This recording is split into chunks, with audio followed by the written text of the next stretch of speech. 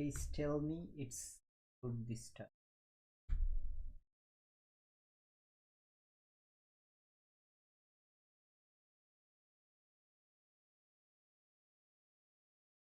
Good this time. Otherwise I'm gonna lose my mind.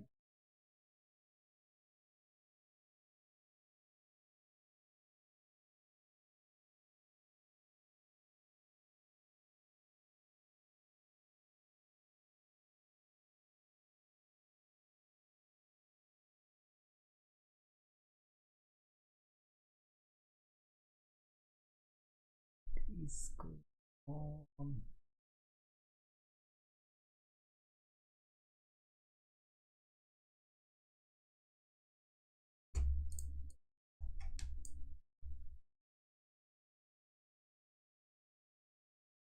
Otherwise I'm gonna lose my mind. Okay, resign to my screen.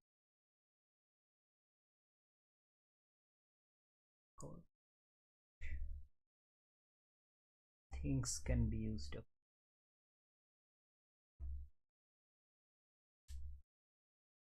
This is what happens when you are outside of your zone for a very long time. That revoluted. But about those parts I will explain in a second. But in the meantime, just looks.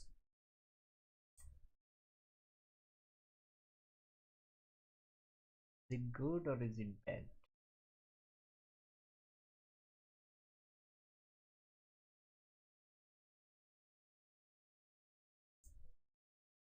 Okay, this time it should be.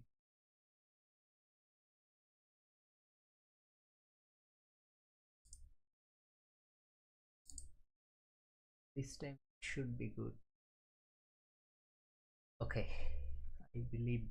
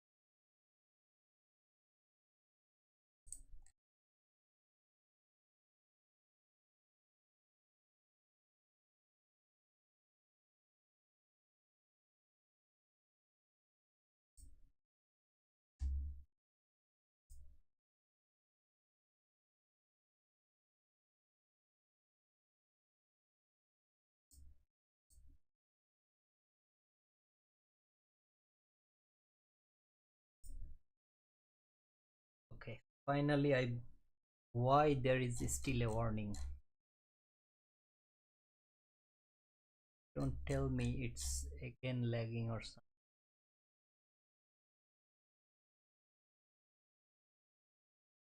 Do not tell me it's lagging or something. Let's check what's happening. Estimation bit is more than the recon. Now the bitrate I think should be all right.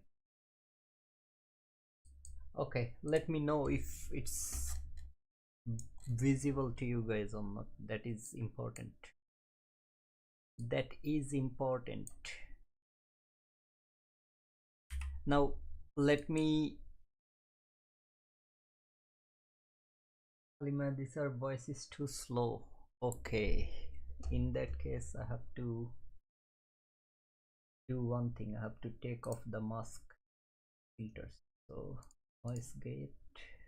How about now? Is it good now? Because I was trying the noise gate. So now, okay. Okay. So first thing first, I have taken 2 entries on this account after the session, although it was still inside the London silver bullet, but I want to explain both of the entries. Okay, like take profit levels and whatever it is. I have recorded the video. I was talking about a few things inside of that.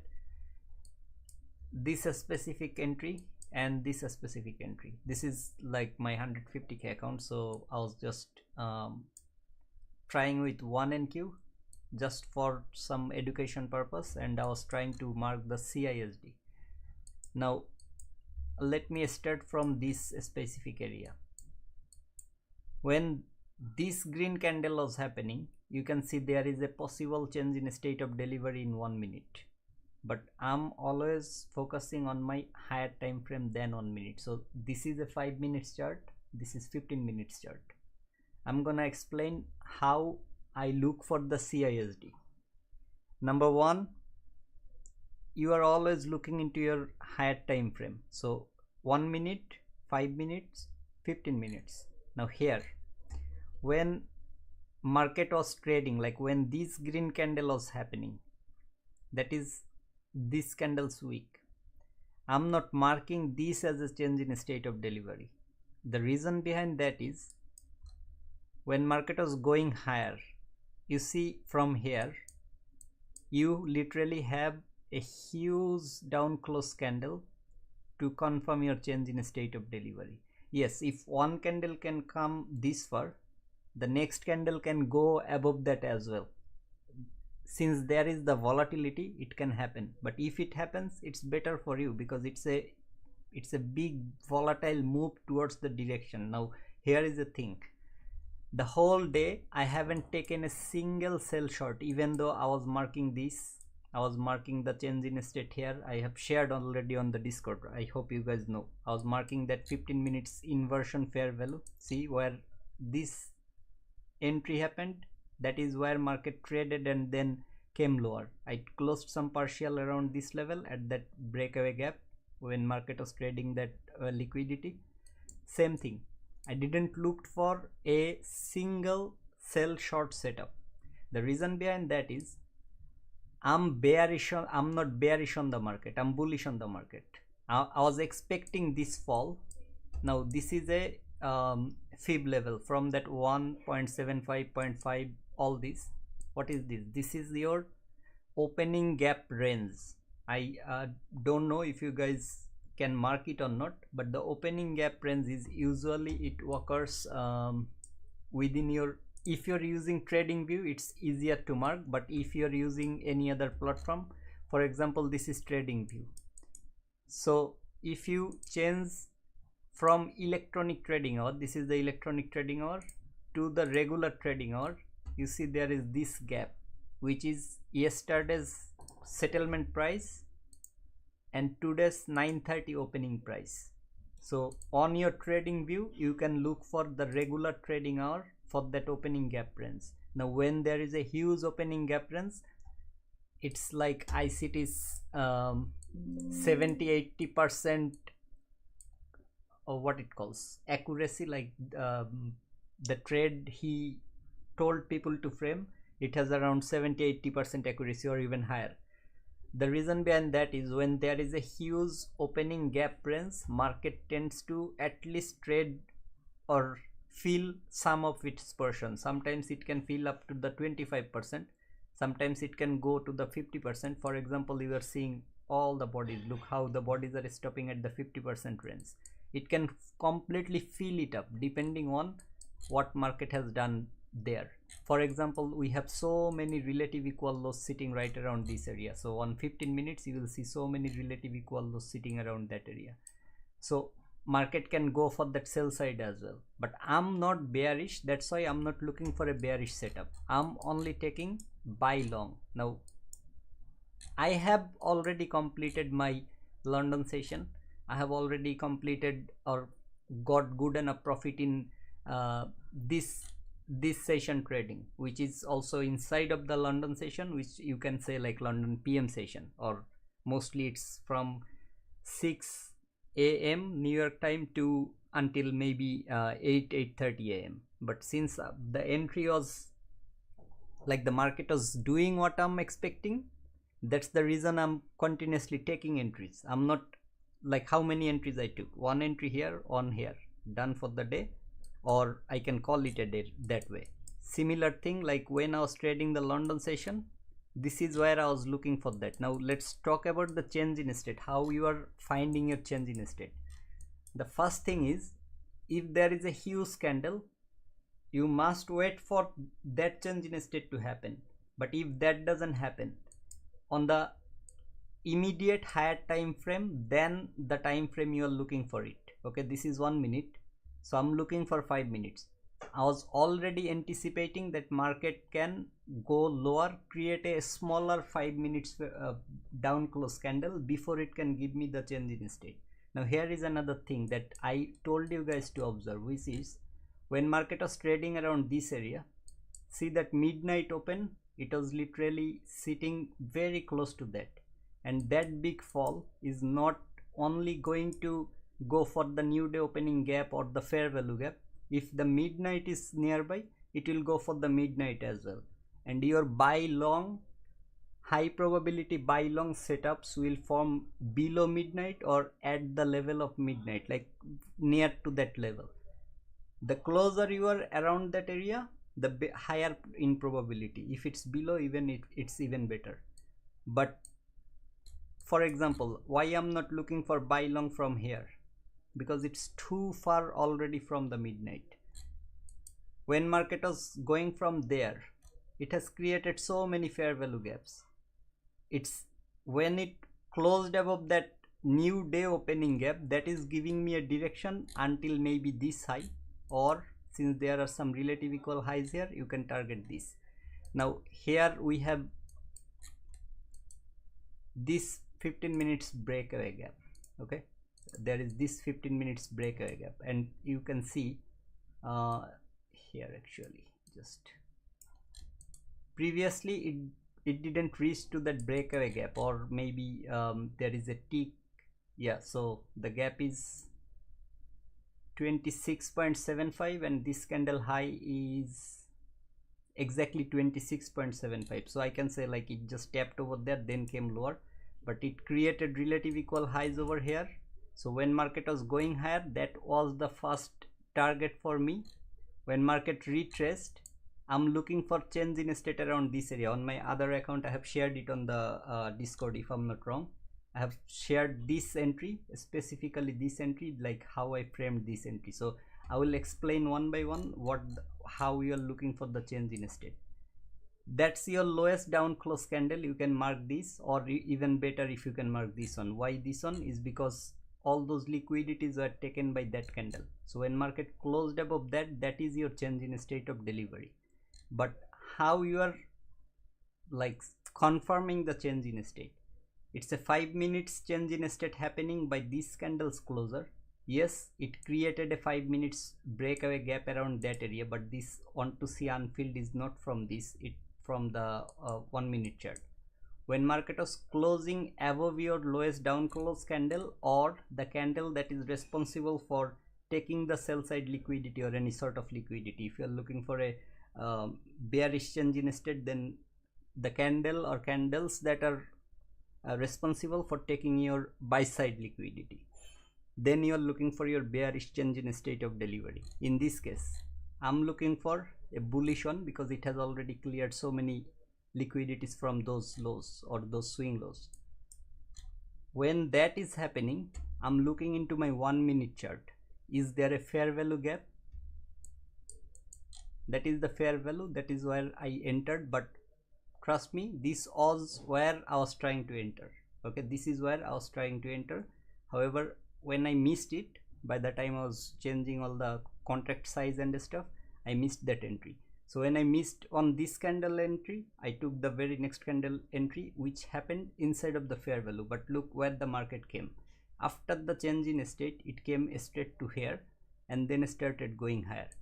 Now once market confirmed these two consecutive order blocks after trading this order block, now market has created two new consecutive order blocks. With these candles closing, it has confirmed that. When market traded to that order block and then went higher, created fair value, this is the fair value. I'm expecting it to remain unfilled until it can give me, or it can trade to that specific 15 minutes breakaway gap because it didn't yet close above that breakaway gap. So my partial for this entry happened at the 50% and inside of that breakaway gap in two different levels, because there is another bearish fair value. If you look properly, this is a bearish fair value and that is a breakaway gap, possible breakaway. I'm not saying breakaway, possible breakaway. So I took around the 50% of this fair value, a partial, and more like all other lots around this area. Now this is not a small move that I have captured over there. Same thing over here. Let me come to the 5 minutes and let me mark this area. See that here the lowest down close candle or candles that have, see that 830, that is your proper change in state from where market went to these liquidities and traded that inversion fair value gap, or you can say the consequent encouragement of that highest up close candles week, because this candle was trading inside of that inversion fair value. So that week's 50% is important as well, and I believe it actually traded that 50%. Yeah, so that's the 50% trade. So why those sort of things are important. Now let's finish with the change in state here as well. When market was closing above this candle or even this candle, it has already created one bearish fair value here, one bullish fair value here, another one here. Now what is this change in state? Look on your 15 minutes chart. It has cleared some liquidity inside of a fair value, it's going higher, closed above, this turned into your 15 minutes change in state. So when you are looking into your 15 minutes change in state, on your 5 minutes you are looking for fair value gaps to confirm that. When that is confirmed, this is where you should be entering, targeting maybe these highs. Especially if you are not targeting those highs, you must take some partial around that area, because always remember, if you are entering for a from a fair value gap, for example, if you are entering based on the 15 minutes fair value, which is here, if you are entering based on 15 minutes, your initial target is always the high the market is retracing from. If it wants to go higher, it will show indications, or you can literally take some partial, and if you have any other levels in your mind, you can look for those rest of your position to give you the profit until that far. Now why I'm saying this is because if you look properly on the 15 minutes, this is your change in state happened, like although this can be your change in state, and if this is your change in state, look where exactly the market traded here and then went higher. So if the big down close candle is your change in state, how far you can expect market to come? So your stop loss, if you're trading based on a 15 minutes fair value, your stop loss must have to cover that. That's the exact tick where I was looking for entry. So I first figured out how far it has reached. That is where market came. After that, when the change in state happened in 1 minute, that is where I looked for the entry, and you are seeing some partial here and some partial. I trailed the stop loss because I know that 930 can be going lower because of a huge gap, and eventually like it stopped me, I think around this area. Yeah, so what is the price? 130. Yeah, so 130, so below that swing low, because there was this fair value. If it's willing to go through that, I was expecting it to come back around this area. That's why, like, it's not an expectation. Look, I took 10 lots of entry there, I closed 8 here, and only 2 I was trailing. So it's not a huge thing that market has done, or a huge miss opportunity by not closing there anyway.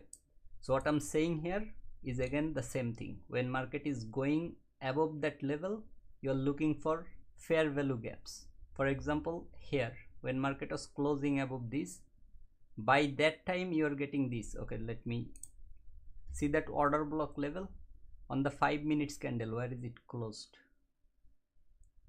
This is the close of that 5 minutes candle, this. Okay, by this you already have this fair value gap. Now what did I said about fair value after trading a order block? this fair value, I'm expecting it should be unfilled before at least taking these liquidities, because this is where market is retracing from. When it retraced from there, then it's started going higher. So this is where I should be looking for partials.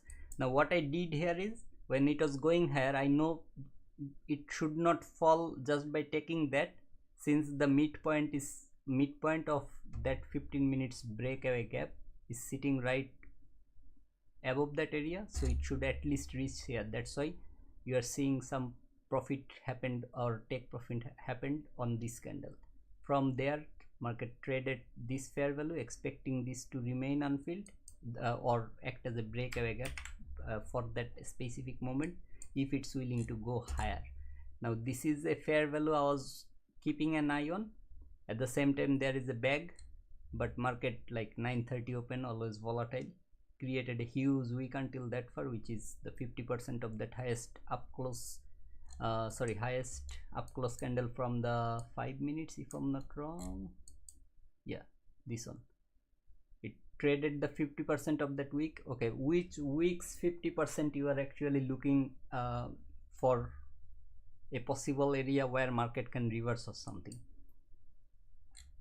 This inversion fair value was traded by that candle, and it created a longer wick, and there is no other long wick like this on any other candle on the right or on the left at that specific moment. So that's the important one, because it's trading inside of your fair value gap, and that wick's 50% is where market traded then fall. So usually you don't have to target always the high of a candle or the wick's high. You can literally target that opening or closing price range, because this can act as a possible rejection block as well. So it's always better to aim for that. If there is a long wick or something, you can always aim for the bodies. Even better if you just focus on the fair value gaps on your trade, like the time frame you're trading or lower time frame. For example, there is a breakaway gap and there is that entry fair value gap. So if you are looking for those sort of thing, you can always target that gap slow or that gap slow. Either way, it is up to you, like how much profit is good enough. For example, when I took this entry, I hope the recording is proper. Yeah. Let me just pause it, because I was talking in Bengali over there. So see where the stop loss, I was covering the candles low, although I know, like you see already I have the min threshold trade marked over here. So maybe the 50% of that wick could have been a better area to put the stop loss, like below that wick's 50%, but it was very small stop loss. It's like $190 worth of a stop loss, and I got nearly $1,200 out of it. I didn't take all the profit here, remember, it was just the first, when I set here, but I took partial around that area and then the rest higher. Anyway, so what I'm saying here is, see, oh yeah, so that liquidity is taken. This is a hourly breakaway gap that I have marked for a long time. So if I'm looking for any long setups, I'm gonna wait until market can show me some sort of rejection or reaction from that area, not before that, because there are still lots of liquidity sitting right above that. Especially, oh actually I had a 4 hours fair value, I forgot. Where is that level? Okay, here. So I'm waiting until market, if market can reach until this far, which is I think 27.25, 927.25. This is where I'm gonna look for another entry. Now let me show some more change in state of deliveries and the order block increase. This is today, I think. Okay, thanks for the explanation. No worries, Martin. Steady scalper, how are you, brother? Hi. I don't know like what I'm doing. It's a very sudden thing, because I saw, I think Ali was asking and someone else was asking in the Discord. So as a result, I thought it's better to come and explain it straight away. this way so that you guys can understand. So whatever I'm saying is, in whatever time frame you are looking for a change in state, you are always anticipating or mixing it out with your smaller time frame. So if you are expecting something in 5 minutes or 15 minutes, you are looking for fair values in 5 minutes. For example, here, okay, this was the lowest down close candle. When market gave you the change in state, forget about that 15 minutes fair value. Look about by the time market closed above that area, is there any 5 minutes fair value? It started from here. Okay, this is your first fair value, this is your other fair value. So you have your 5-minute fair values already supporting the idea. Later, what you are expecting, if on the 15 minutes you get the change in state, market should revisit that area, right? So when it is revisiting, that is when you are aligning or you are trying to maximize your ideas with other confluences. For example, you are getting your order block level, at the same time you are getting your 15 minutes breakaway gap. So if it is a breakaway gap, what it should do, it should leave some portion open, and then maybe it is not a breakaway gap, but you are anticipating the first fair value, you are anticipating it to act as a breakaway gap. Even if it's not a breakaway gap, what you are doing over here, okay, it might be hard for you guys to see because this is the chart I usually trade. So this is like 3 candles, 3 different time frames at a time. I usually keep 4 as well. See this portion, this is your balanced price range. Same thing can be said up there with that small portion, but since the order block is sitting below that fair value, you are expecting already price to revisit that order block level. So that's why this is the balanced price range. And look carefully, when there is a balanced price range, 2 things can happen. Either price can trade that or it cannot trade it at all. It doesn't need to trade the balanced price range again, because there is a buy side sell side imbalance, buy side inefficiency.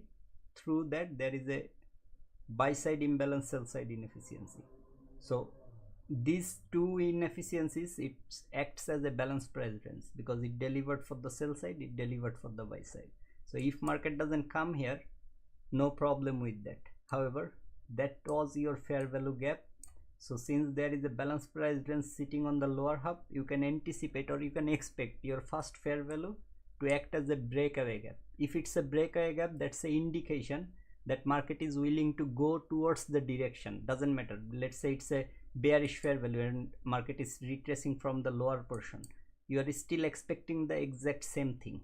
If it's a breakaway gap, then you have higher probabilities that you are right on the market direction. For example, here after trading the order block, the exact same thing, market has created this fair value gap.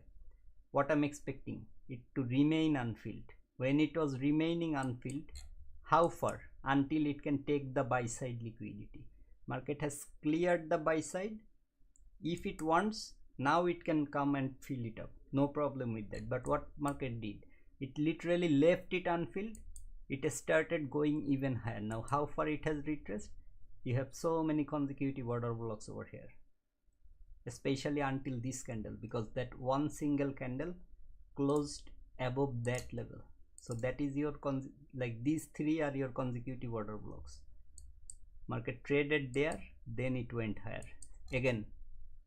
1 2 3 candle, that one single candle closed above the opening price of 3 candles. So these 3 can be your consecutive. Now if you mark all 4, there is no problem with that. You can mark all 4 of them as well, but mostly I have, like, this is the observation, like market usually respects or revisits the area that it has like cleared with a one single move. For example, if there was more candles, one more candle, maybe the first candle was until this far, it didn't close above that candle. Okay, like first candle was below this white line, this line. Where is the size? Let me make it bit bigger so that you guys can see. So let's say the first green candle, it closed below this line, so you don't have a order block yet. The very next candle did something like this. So you still have those 3 candles as your consecutive order blocks. Here one single candle did it. That is how market traded that area and then started going higher. Again, there is no fair value here. Where is the fair value? The first fair value is here. What you are expecting it to remain unfilled, means it will be a breakaway gap or market will not trade it at all. Remains unfilled doesn't mean market cannot trade it. If market trades it, it can, but it must have to leave the portion unfilled. It has done that over here, continued higher, again created fair value until I think it has, yeah, so it has reached to that breakaway gap where you have to take partial, or maybe you can close your trades because it's also sitting inside of a new day opening gap. And from there then market came, and this time see this fair value market didn't even give a damn to that fair value. Where did it came? All the way back to that fair value, the first one that it remained unfilled. It came, filled it up. This is where on my yesterday on Monday, I think if I'm not wrong, this was on Monday, yeah, so this literally around this area I framed a trade on my 50k account, and I have shared that on Discord with you guys, and it's exact same thing.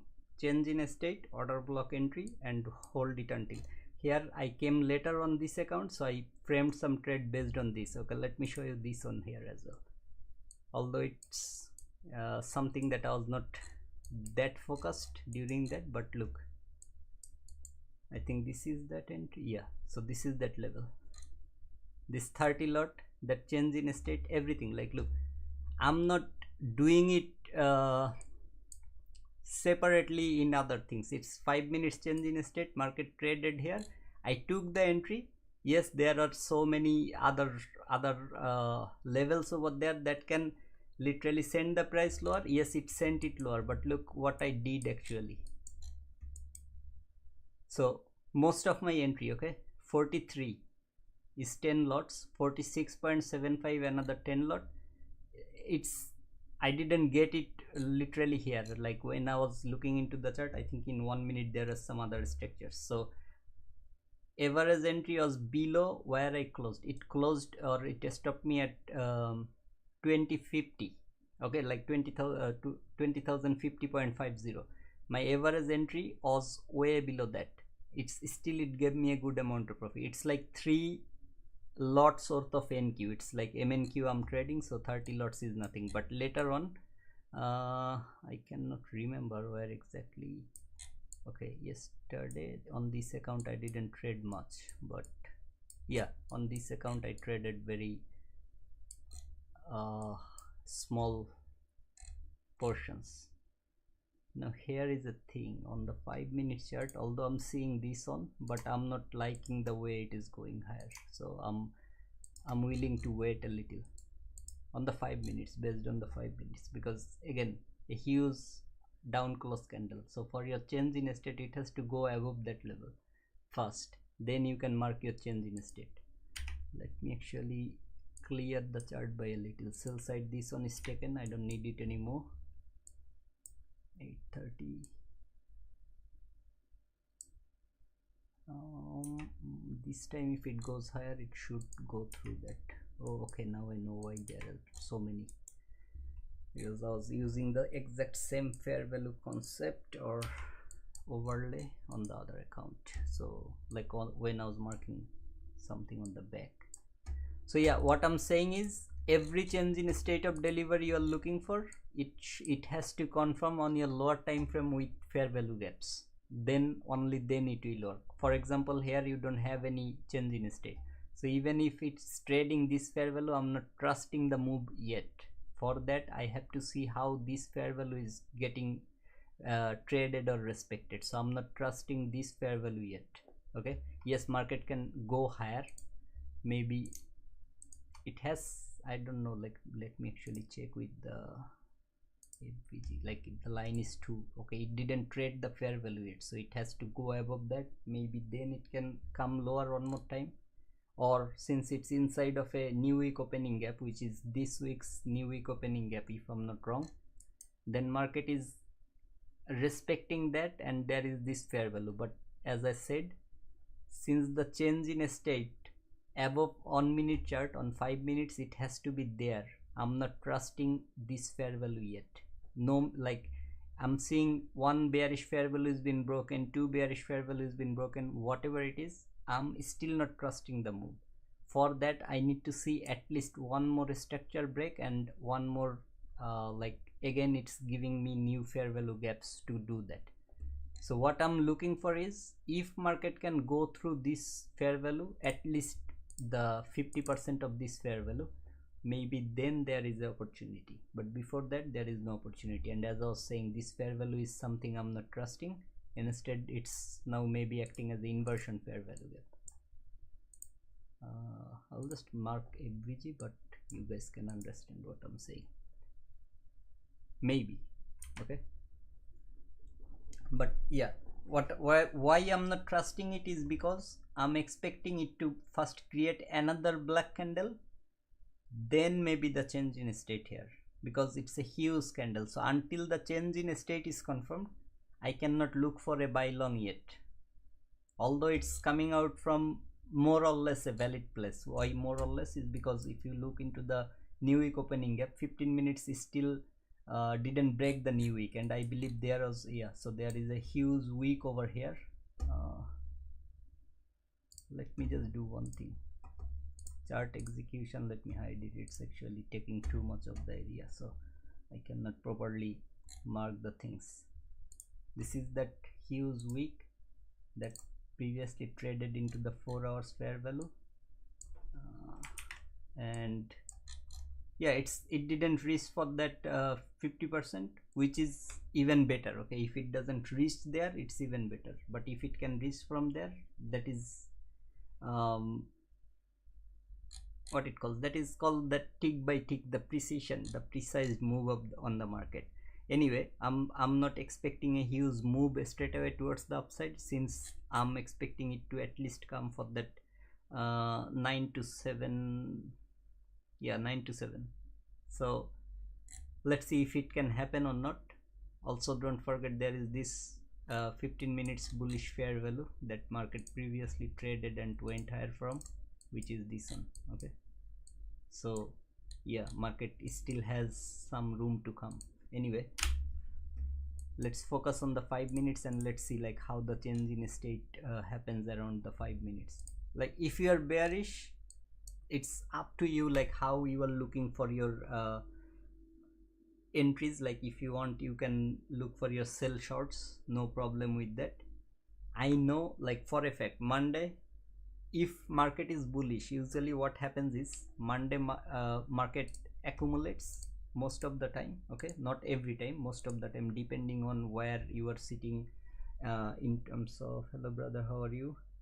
Hey Ashutosh brother, I'm good. Unfortunately the setup I'm using currently, it's like bit awkward, so let me actually fix it. Let me put the OBS studio on the other side so that I can read your comments more often than this. Okay, so as I was saying, like I'm not trusting this fair value that market is going higher or something. Not every bullish fair value is something that you should be trading. And as I was saying, like the opening gap range, market can fully fill it up, then it can show some reversal or reaction. Now what I was saying is, every usually what happens most of the time, Monday market accumulates. If you are bullish, Tuesday you are expecting since you are bullish, you are expecting the manipulation lower, and from Wednesday or even Tuesday, from the PM session or something, once the manipulation happens, market can start to show the distribution, or it can start the expansion phase towards your buy side. So I'm bullish. Whenever I found my setup, I took my entry. Okay, I'm only looking for buy longs, I'm not looking for sell shorts. Now it has, if I'm not wrong, it has actually cleared yesterday's high and I think Friday high or Thursday high. Let me check where the Friday and Thursday highs are, because the daily level is also important. Okay, so it didn't create, so that's the minor buy side that I'm marking. Now market is coming lower, doesn't matter. I'm still hopeful for that 4 hours fair value to be traded, and then from that 4 hour fair value CE, which is this level, market should again start to expand higher. Not this here, this one. So let me go back to 1 minute and let's see what's happening. See, like this one, it's acting, as I was saying when it was coming here, I was acting as the IFVG. I just marked it FVG just to be like quick on the change, like color change or something, because it was showing my 930.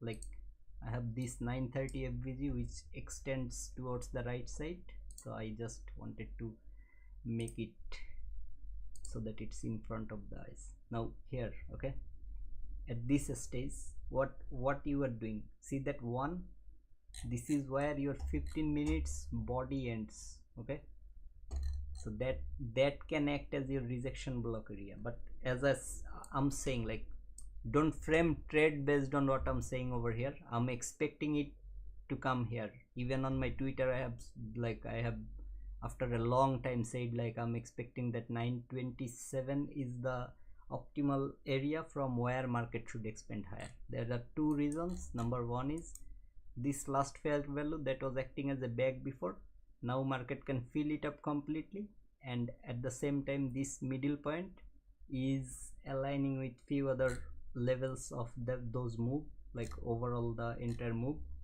And there is another thing, okay, yeah, so that middle point was aligning exactly it was overlapping with the daily candles long wick. Okay, there is a long wick on the daily candle. If you measure the 50%, this point is the exact alignment with that 4 hours fair value gap. And at the same time, this liquidity, that liquidity relatively equal.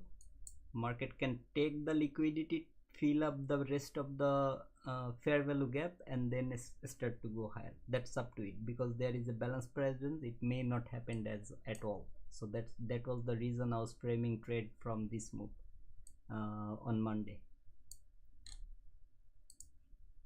What I'm doing right now is I'm waiting to see how market is trading above those areas. Okay, this candle can be a candle where market can give you the change in state, but for that, same thing, I want to see how market is doing. Like, this candle can be your change in state of delivery, but for that, first of all, it has to close above that, and by that time I need fair value gaps on the 1 minute chart.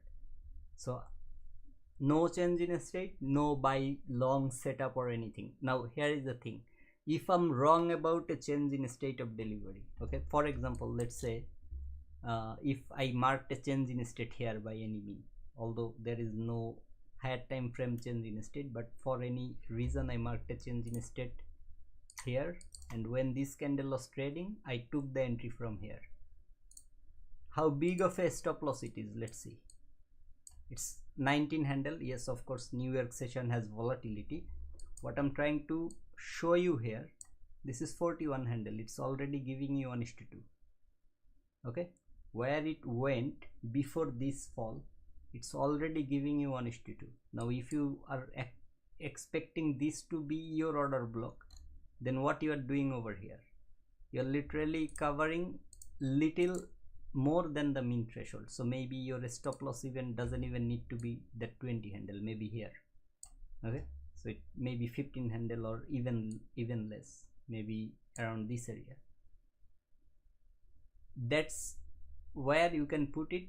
It has delivered that. Now it may not seem a lot to you, but when you do it over and over again, you can trust the process.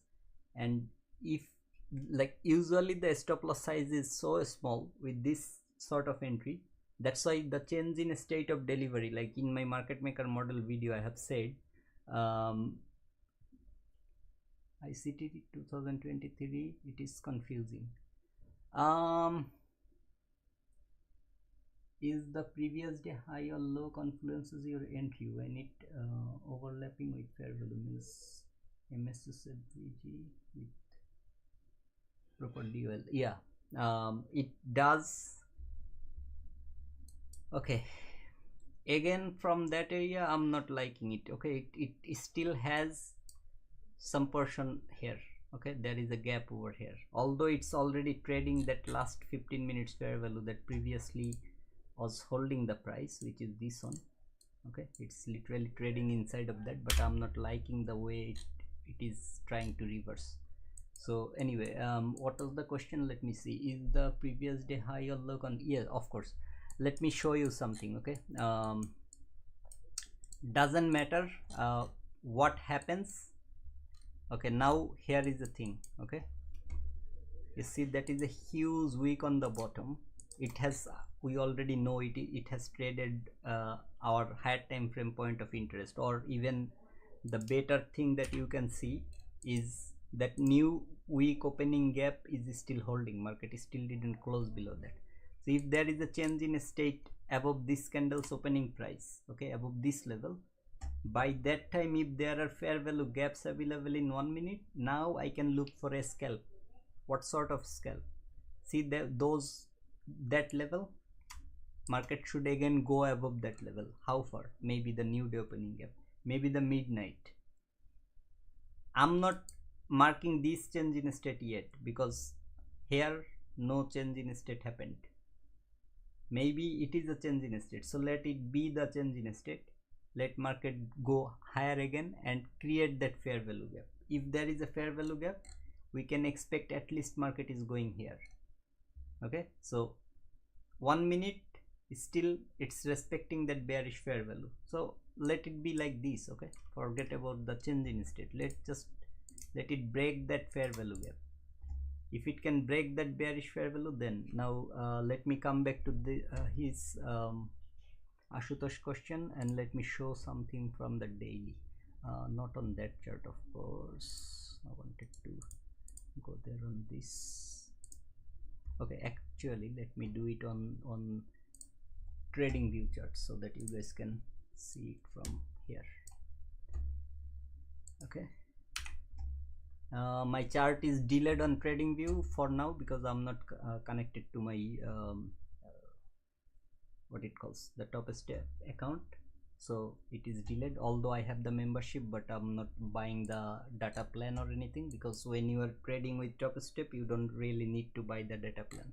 Anyway, so let me instead of retail, let me put it on electronic and the daily. So how it works? Okay, let's start from the low. Here we have some sort of confluences for the market to go higher. What sort of confluence? Let's talk about that. From low to high, now I'm marking this low. If you want, you can mark this low as well. Okay, this is that OTZ. Okay, 6-2. Look where the market traded. Now I have removed that. Let me turn on that 0 and that 1. Okay, so that you guys can see. What is it? Why it's not showing the 0?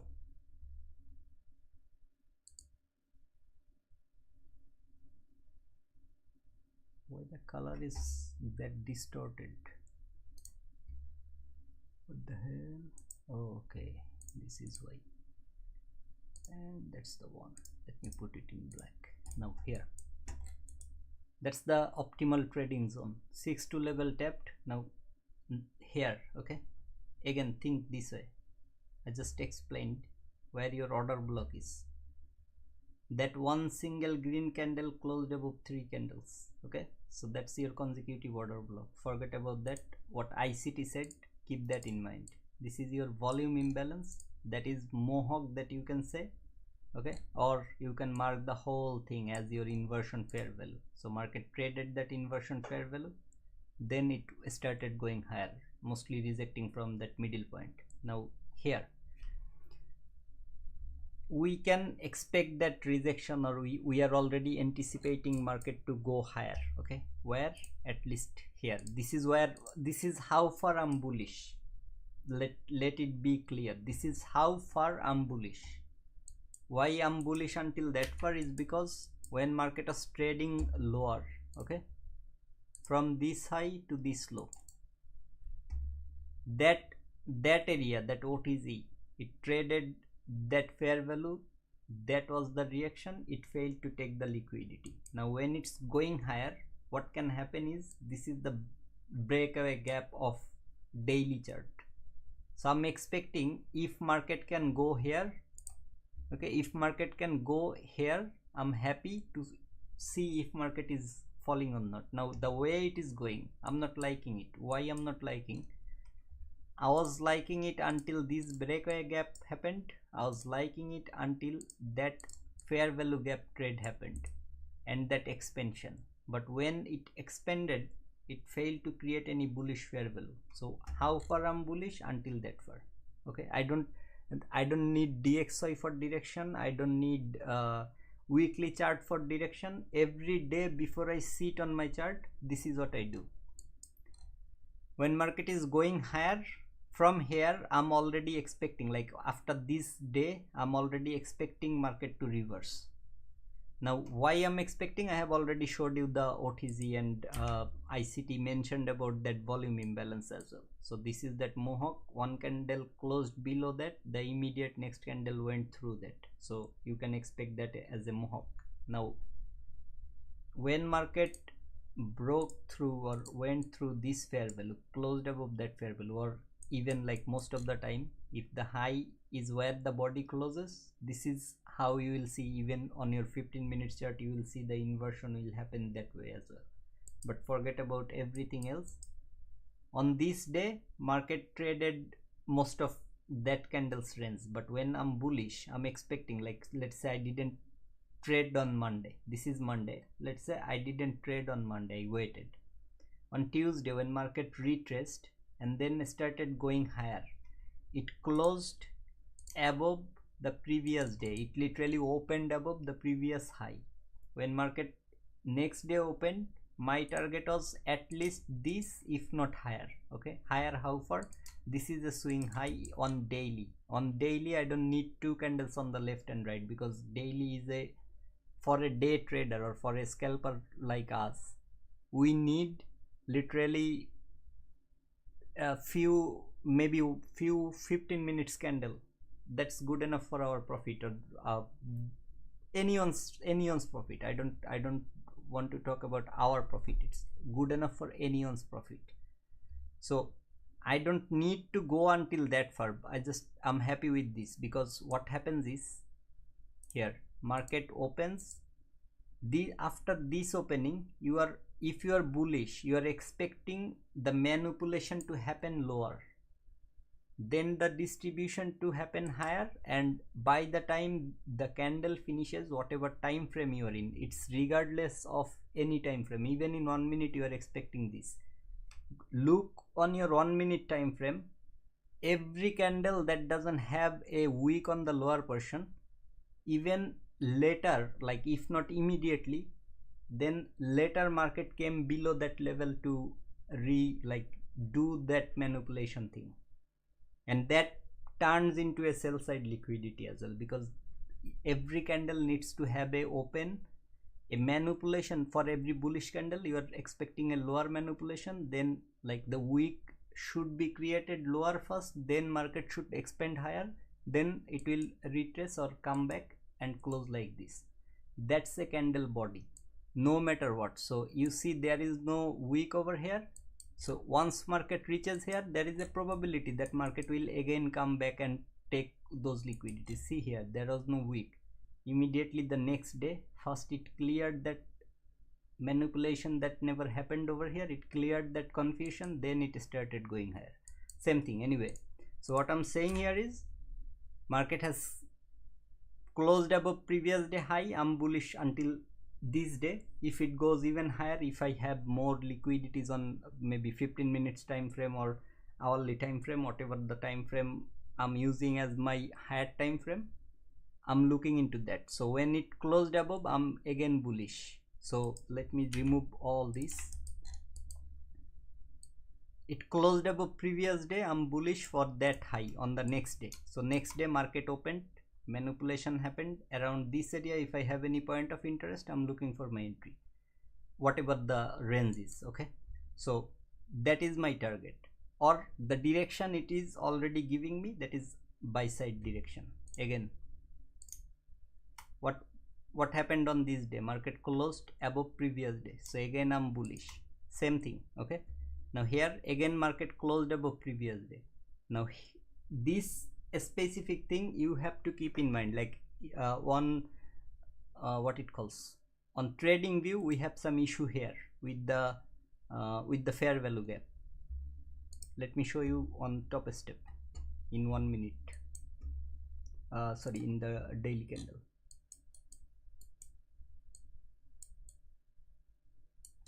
Here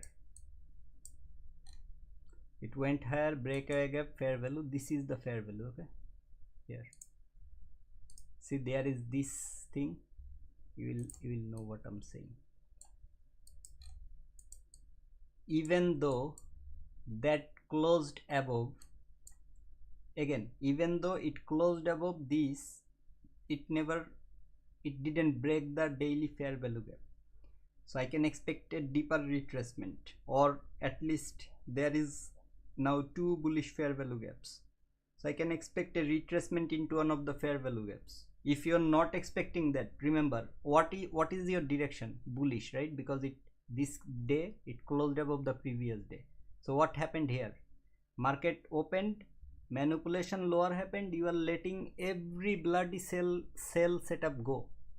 Which setup you are taking? The bullish one. Again closed above. What you are doing? You are trying to go here. There is a huge gap over here. See, there is literally, this is where the market closed and this is where the market opened. This is a huge gap. Okay, this is a crazy size gap. But what your direction was saying? Bullish. What you did? Let every sell go. When market was going higher, you figure out what your setup is.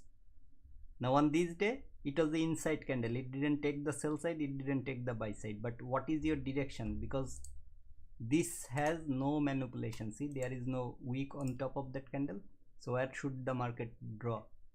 Again you are still bullish until this high is taken. When this high was taken, what you did? Every sell you saw, you let it go. But or if you are bearish, then what you do? Every buy you let go, because market opened here, it's manipulating higher. Every buy you let it go. When market is coming lower, you take your sell short entry. Same way. Now from here, yes, there is some sort of consolidation. Even if you go to your higher time frame, you will find some sort of consolidation, and it is permissible. When it is permissible? Market cycle. Remember what market does? So it starts with a consolidation. From consolidation it is an expansion. From expansion it can do one of 2 things or even more, but let me just keep things simple. What it can do is it can either consolidate or it can retrace. Now this retracement can cause a reversal as well. Market can reverse. But from a consolidation, market will never retrace. This will never happen because there is nothing to retrace.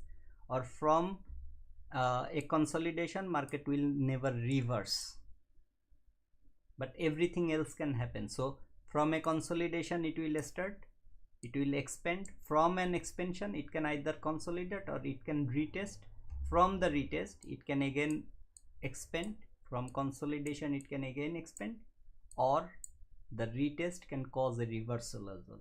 So market goes with these cycles. After all these huge fall, look again, just smaller fractal time frames. Okay, from these there is a big fall or big drop. Okay, it may not look big to you, but it is big. It is nearly, I think, 100 or something move altogether, the whole move. But this is like 30 handles move. After that big fall, it created multiple fair values, right?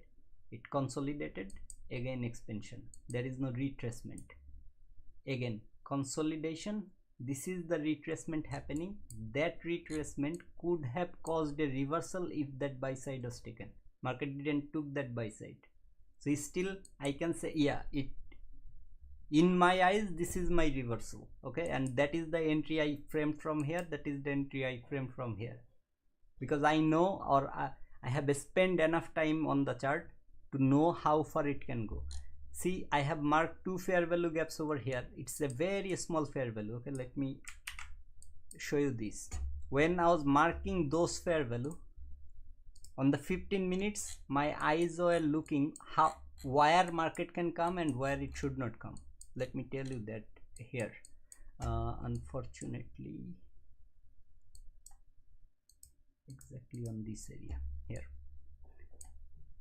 Okay, so let me mark it from 15 minutes so that you can see, like I have changed some of the settings, like it doesn't appear on my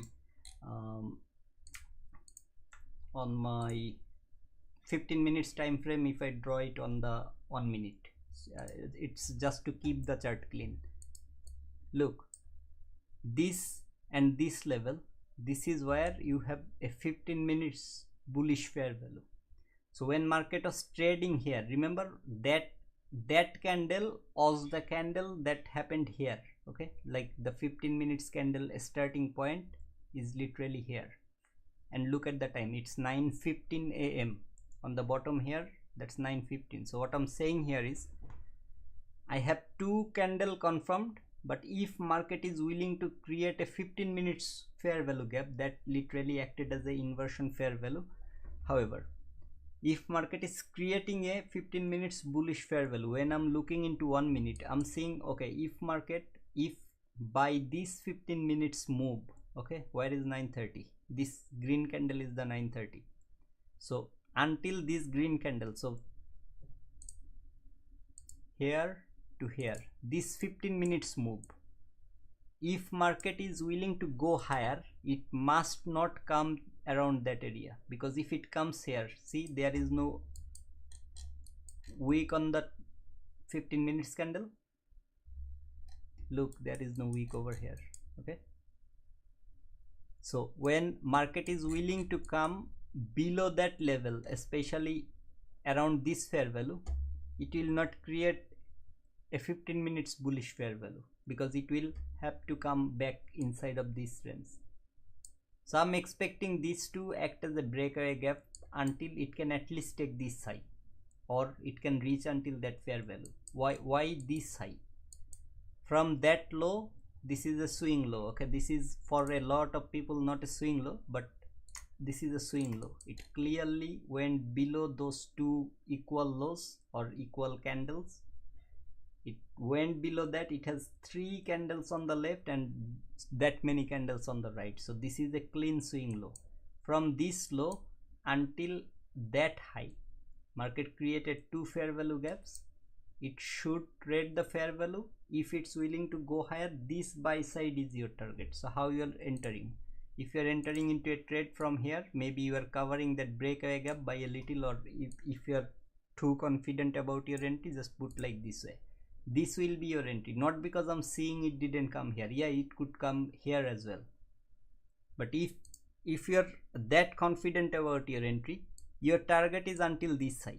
Okay, you are not targeting here or any other level. This is the fair value market has traded, like this is the swing high market has created before retracing to a fair value. This is your target. When market was going there, is it closing above that? Yes. Inside of that huge body to weak range, is it creating fair value? Yes. This is an indication that it may go even higher from that fair value. That's why market went until that far. So there is a new day opening gap C from 23rd July. It's a huge one, or on a daily chart you will see there is a volume imbalance actually over there. So it's the midpoint of that volume imbalance. So you can target maybe until that far, or even better, there is your 1 minute last fair value gap or possible breakaway gap. You can target the low of it, and that's where market, so you must close partial at that high. Rest of the position you can look for that. Or me personally, what I prefer is, if I'm getting 1:2, I'm taking a partial. Now it's already this high giving me more than that. Now if my original stop loss was even below that low, since there is no wick, I have to put on the 3rd candle low in that case. So in that case I have to target that 1 to 2 as my partial, or either partial or full profit, and that is where market first reached before the fall. either way I'm looking for always securing the profit. It's all about, okay, it has reached there on the 15 minutes. Let's check.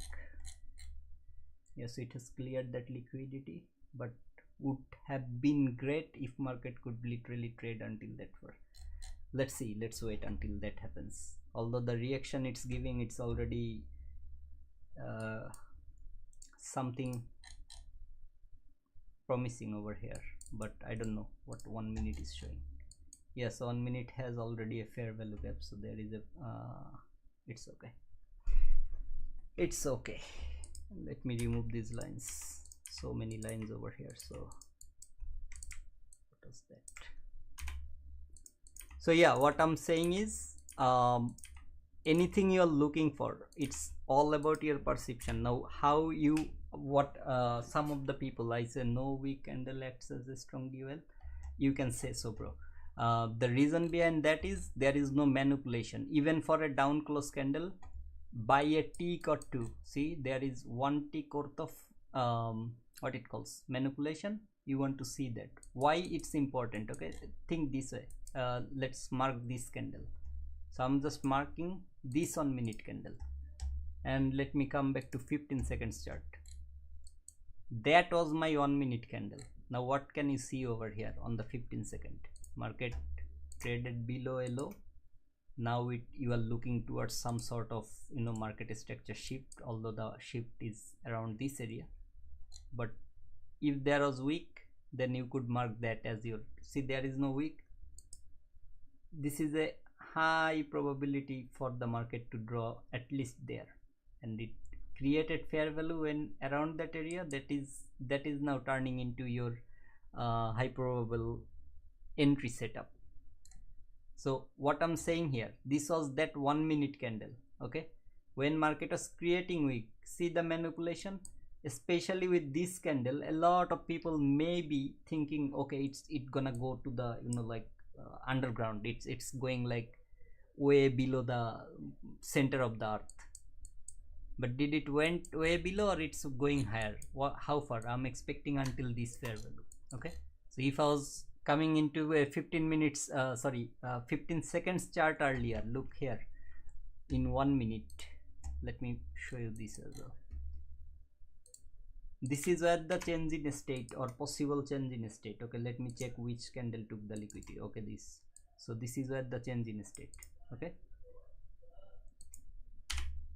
for me, okay, you can mark the lowest down close candle or last down close candle, but in my eyes this is where my change in state is, because that candle is responsible for taking that liquidity. Now let me go back to 15 seconds chart. See that level when market was closing this candle. Okay, when market was closing above that, this is that candle. Don't forget about the candle.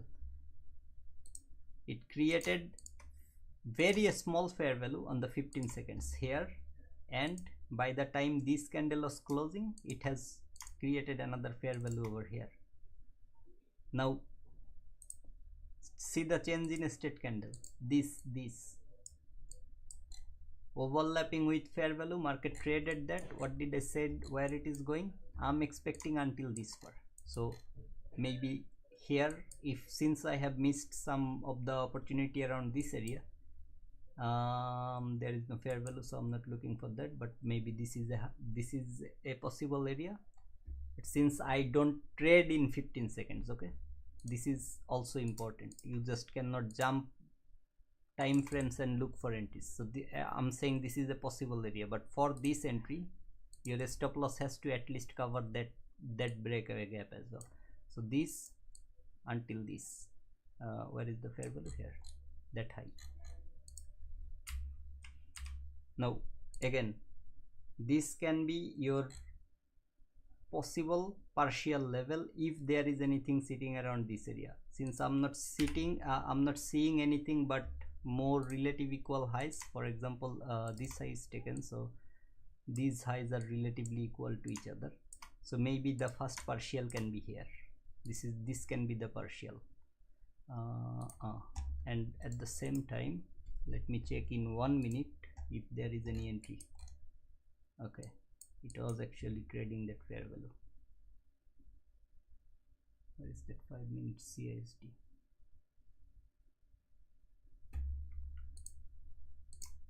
Here. So market can come to that bag.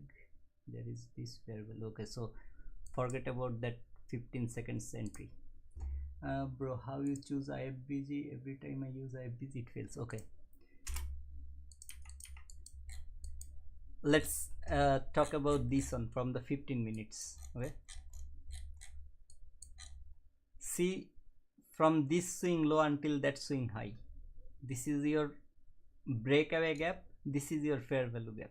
Okay, like if you are bullish, what you are doing, you are expecting this to not to be like completely filled, this one. Okay, and that's the one that you may look for a entry. Think this way. Okay, price is fractal, so you are using, like, regardless of whatever time frame you are choosing, it should be the same for every time frame.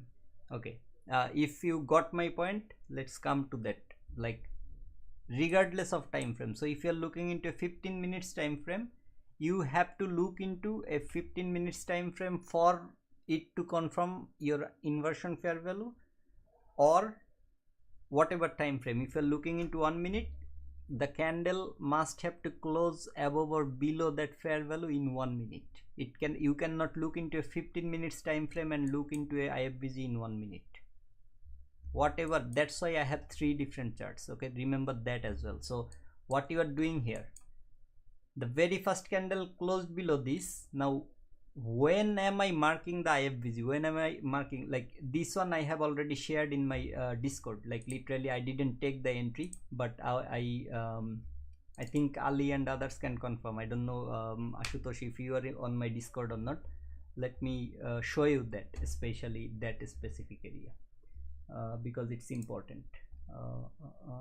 Here,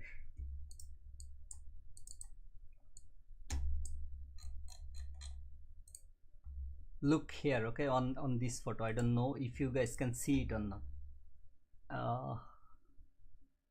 Just let me know if you can see this red line properly or not. When literally market was trading below that, okay, look where the red line is.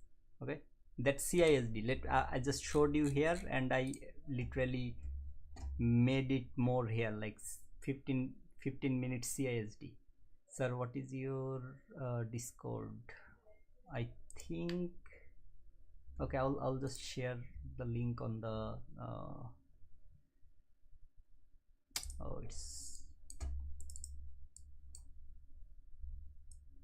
let me share the link on the YouTube chat so that you can join. Okay, so creating invitation, expire after 7 days. I will make it never, so that other people, if anyone else is willing to join, they can join too. So I'm gonna paste it here. Just a sec, I will explain what I was explaining. If I forget, just remind me. But since my before today I was sharing the what it calls the Discord link with 7 days of validity or expiry date, so a lot of people may have missed out on the Discord thing. But let me just try to edit the comment, and okay, it cannot be edited, but I'm putting it as the pinned comment on the top anyway. So yeah, here is the thing. Okay, on the 15 minutes, when am I looking for the change in state?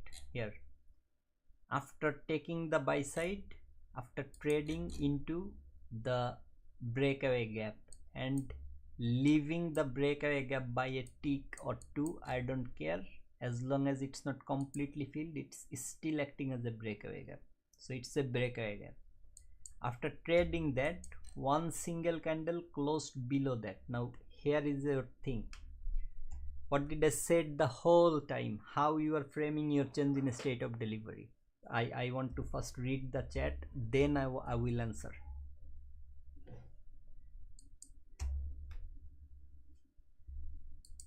please tell me how you guys are confirming your change in state. I'm looking into 15 minutes chart, how I can confirm my change in state. Hey, welcome guys. I have seen you guys joined the Discord, but don't worry about the Discord that much. I want you guys to answer the question so that I can understand that you got the point that I'm trying to give you guys here. So please let me know how you guys are confirming your change in state of delivery.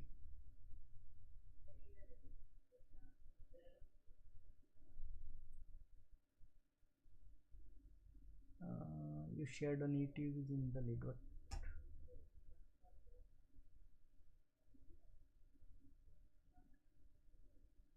CISD is confirmed when the FBZ is formed. After that, and there is a MSS. Okay, no. CISD Ali. CISD is confirmed when the time frame you are marking your CISD, the lower time frame than that has a fair value gap available. You see the 15 minutes time frame, I have marked that CISD because it has cleared the liquidity, it has traded the fair value gap, left some portion unfilled that it was supposed to do, and it literally came and closed below the highest up close candle, or the candle that was responsible for taking liquidity. That's number one. Okay, candle or candles that are responsible for taking liquidity. When that happened, okay, when that happened, or when that was happening, here is your 5 minutes chart. I have no fair value here, but that one single fair value here. Okay, like the bullish that already got inverted, although on 15 minutes the inversion happened here, but 5 minutes, just one time frame lower than that, market traded this. At the same time, your highest up close candles are sitting here, especially one single candle closed below two candles. Where is your CISD? See, like how everything is connected. Okay, this candle is where you have your 15 minutes possible order block. I'm saying possible. Okay, I'm saying possible. I'm expecting it to act as an order block. That mean threshold is overlapping with your 5 minutes consecutive order block. Okay, market closed below that, the very next candle traded, market again tried to trade over there. The reason behind that is on the 5 minutes you don't have a, like when 15 minutes CISD was confirmed around this area, when this candle closed, that is where the 15 minutes change in state was confirmed. There is no 5 minutes fair value except for a inversion.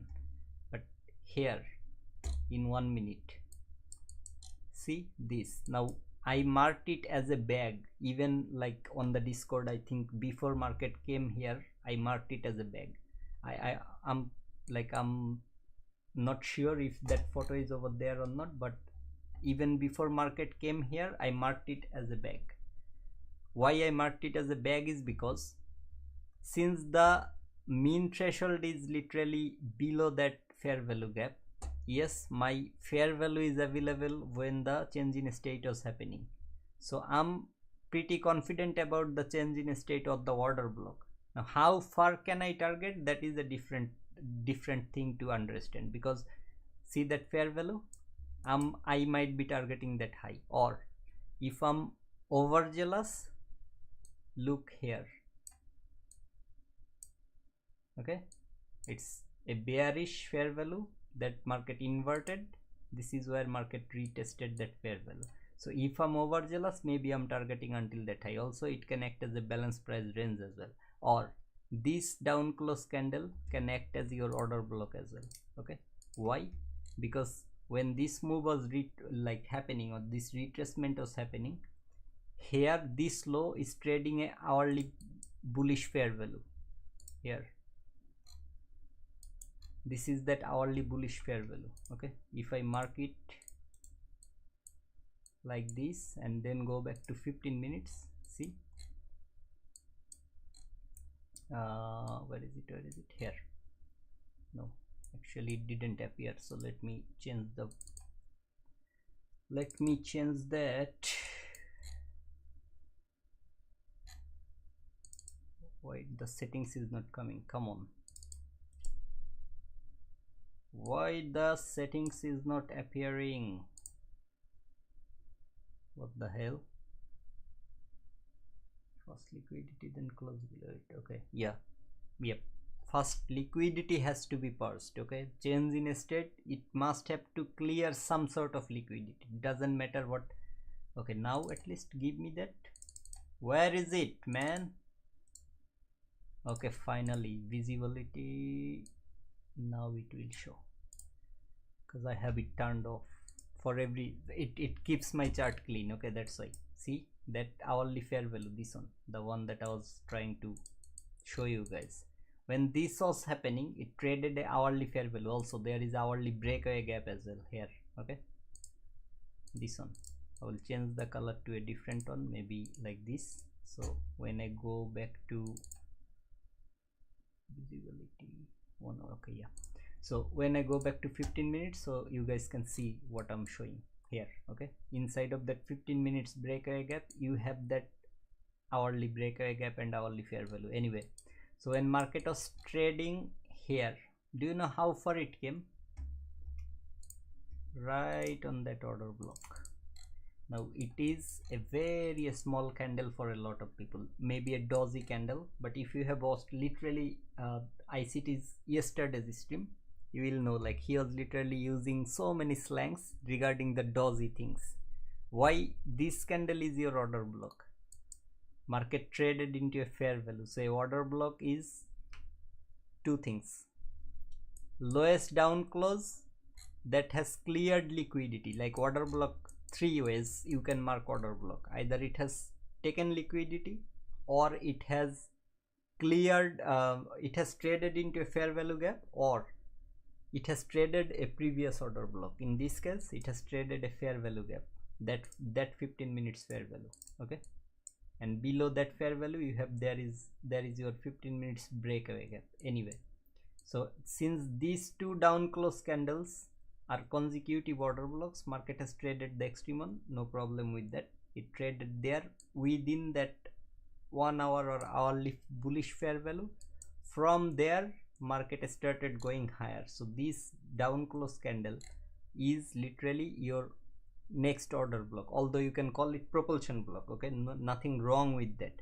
A high probability order block will have fair value gaps within. Now you may think, okay, it just went until that far and then it fall. Of course it will go until that far and fall because you have a inversion fair value. Or forget about inversion, see that midpoint, how the bodies are closing exactly around that area.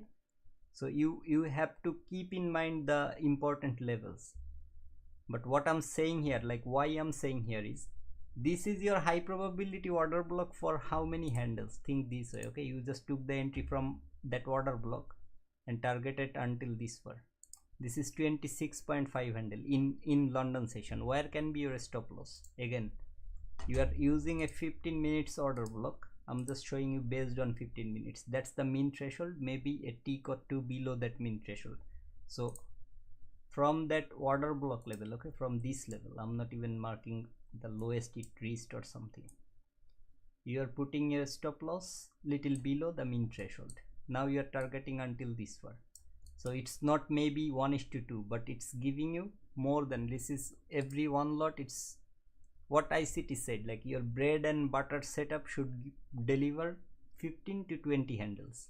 If you can make it a day, be happy with that. It's giving you nearly 26.75 handle just by targeting the low of it. I'm not marking the highest it reached, not that way. Okay, now it's not 1:2, but how can you make it 1:2? Come here. Instead of taking your entry, where was that? If I have, okay, here, instead of taking your entry on, how come it moved like that way? Oh yeah, I mean the whole thing moved, so sorry about that. You're based on your 15 minutes thing. Okay, instead of taking your entry from that level, look, I have that red line marked, CISD. When that CISD was happening here, okay, that red line? Do you have fair value gap when that was happening? So now how can you see like how the confluences are related to each other? When market was confirming on 15 minutes, I have already got a 5 minutes on. How that one is confirmed? By 1 minute fair value. When market confirmed the 15 minutes on, which is until that level, okay, until this level, when market confirmed that where I entered, do I have any 5 minutes bullish fair value? So it's like, see where I tried to enter, but where is your fair value? So you are one by one, you are going lower. Like whenever you are looking for entry, you are framing your setup based on so many confluences. Now it's hard, like it sounds very very hard for a lot of people, like you looking for this, doing this. Do it enough. I told Ali and I told I think in my Discord, I don't know how many people are actually doing it, but I told them to do it for only a week or two. Look for every candle's reaction. Remember, like what type of reaction? See, look, the entry I was looking for here on that 15 seconds chart. What did I say? I'm targeting just until that midnight, or maybe this bearish fair value, this 15 minutes fair value, like new day, whatever. Like this fair value, isn't it good enough? Look, 1 minute. I don't know where exactly that entry was, but let's say from this fair value, I think here, and the stop loss was somewhat around this area. Let me go back to 15 seconds and show you what do I mean by that. Yeah, so this was that entry. Remember, I took the entry here and told to cover the breakaway gap candles low, which is this low,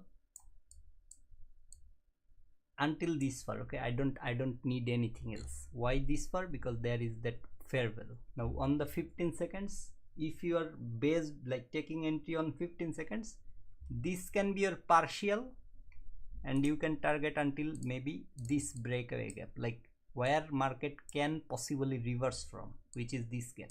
Now it's going through that, none of your business. Just by targeting this, it's 40.50 handle. What was your stop loss? 13.75. You are refining your entries. Okay, you don't need to hold that 68.5 handle. Easy. Okay, 5 minutes change in state. How far, how long have you waited? Now when that is happening, look on the 15 minutes. 15 minutes change in state is confirmed with this candle. When that is confirmed, this is where you have 5 minutes fair value. Okay, now look here. Okay, let me mark on the 15 minutes chart this one. This is where the high of that order block is, and that is where you have a breakaway gap, you have a fair value gap. So if market can now come back to this fair value, I'm aligning that with 1 minute. If possible, I'm taking entry from there. Okay, if it gives the opportunity. And what did I say? I'm bullish, I'm only looking for buy long. After waiting the whole time in 1 minute, when the change in state was happening, okay, when the change in state, the candle that took the liquidity, don't forget these two are your consecutive order block. So this candle confirmed the order block. This was the tap. The first fair value, what you are anticipating with your first fair value in 1 minute, it can be a breakaway gap. That is your breakaway gap that market has confirmed. There is almost no fair value here. It didn't trade any other fair value here. So either you have to execute on this candle slow, or you have to wait until you see a better structure, which I saw on the 15 seconds, but I'm not seeing on the 1 minute. This candle is not my entry. Like, even though, yes, for a lot of people, what can happen is low, high, lower low. So liquidity grab, market structure shift on that candle, then this highest up close, body close, which is, let me remove it. I don't know why they love me so much. This is your breaker. With your breaker, there is your fair value. Now you can take the entry from there. But if you are taking entry like this way, or whatever, like here, where should be your stop loss? It should at least cover your breakaway gap. Now this is a 39.5 handle. I cannot afford that. so I cannot take the entry. How far can you target? Any entry I take, the minimum is 1 to 2. This is that 1 to 2, barely hit, but I believe like with the stop loss adjustment or something, since there is that breaker as well, you can maybe trade it by little bit to make it 1 to 2 or whatever. I don't know, it can still go for that 1 to 2. So yeah, I mean, what I'm saying is this is also another reason I actually switched to MNQ. So maybe it's like $800-900, the risk I cannot take, but I believe in the setup. So what I can do is, instead of taking on lot, I can take 0.5 lot, which is 5 MNQ. So if I take 5 MNQ from that fair value, which is this fair value, maybe a tick lower as well, because usually, you know, when a fair value is retested, market will always go at least a tick inside that fair value. So you can put like this way. Anyway, so I don't know where was that 1 to 2, but whatever it is, like this. Anyway, so okay, so that 1 to 2 is hit. I'm happy, close, done for the day. Now what I'm saying here is, yes, you can add confluences, but I don't like to add confluences when the stop loss is that huge. And this is also the reason that I started trading on MNQ, because if I cannot afford that stop loss with 1 NQ, I can take 5 MNQ, which is equivalent to 0.5 NQ. Okay, so the stop loss is well within my risk limit or something. Okay, so let's read some comment. You shared CISD confirmed. First liquidity, then close late. Okay, yeah. So please give us example on MM model in today or some decent price delivery. How about I come tomorrow in New York session, because it's already 1:11 AM. I was not willing to stay that long. So yeah, I'm bullish until this level. See, this is my DOL. Yeah, okay, another thing, you may not need to do it, or you can do it. It's up to you. What is which is, every time, like for today, if you saw my earlier execution, when I think Ali was asking in the Discord that share your analysis or execution, something like that, to help, and I shared like marking it here. Okay, I think this move or something, when market was taking this buy side, I have a buy side level here. When it was taken, I removed that, I just left the other levels. I always like to mark this way, okay, on my chart. There is a reason. See, like every swing high I have marked as a minor buy side, except for this one, because that is how far I'm expecting market to reach. Now why I mark this way every swing high? See here, okay, I had this fair value which market has already traded and closed above a long ago. Okay, like literally here, the liquidity, the next liquidity or drawn liquidity is sitting there. Now here market traded this breakaway gap, and there is that part. Okay, so that fair value I don't need it. But what I was trying to say, I'm just getting confused right now. Anyway, every high that I have as my buy side, since I'm bullish, okay, if I was bearish, I would mark every low. Remember, I just had something like maybe this low marked as the sell side that I removed. I had only one low marked as my sell side. I didn't mark any other low. But if I was bearish, I would mark first these relative equal lows, then this one, then this, then this. Why? When market was going lower, okay, I'm just looking into the chart and seeing how close it went to the other liquidity levels. So when market cleared that, I removed that buy side from my chart, but I kept the immediate one there. Okay, above that high, this was the other high, so I just kept that one. The reason behind that is, the next time market is going higher, I'm not gonna target this high as my liquidity. Okay, like It can happen today, it can happen tomorrow, I don't care, until it reaches here. If market again comes lower, trades fair value, goes higher, whatever, next time I'm not targeting this as my buy side, no way. I'm taking partial here, another partial here, and my final TP can be here at that small 15 minutes fair value. Why? Because there is, if there was anything important, I might have marked it already, that above this buy side, if I had a bearish fair value, I would mark that. I will take a partial, of course, because after taking a liquidity which is a previous day high or something, it is a previous day high, okay, it's not just any other liquidity, it's I think previous day high. So after taking this liquidity, market can come for a bigger or deeper retracement, okay. So I don't want to be part of that retracement with my entire profit. After expansion, you can expect a consolidation or a retracement. If a retracement happens, that retracement can cause what?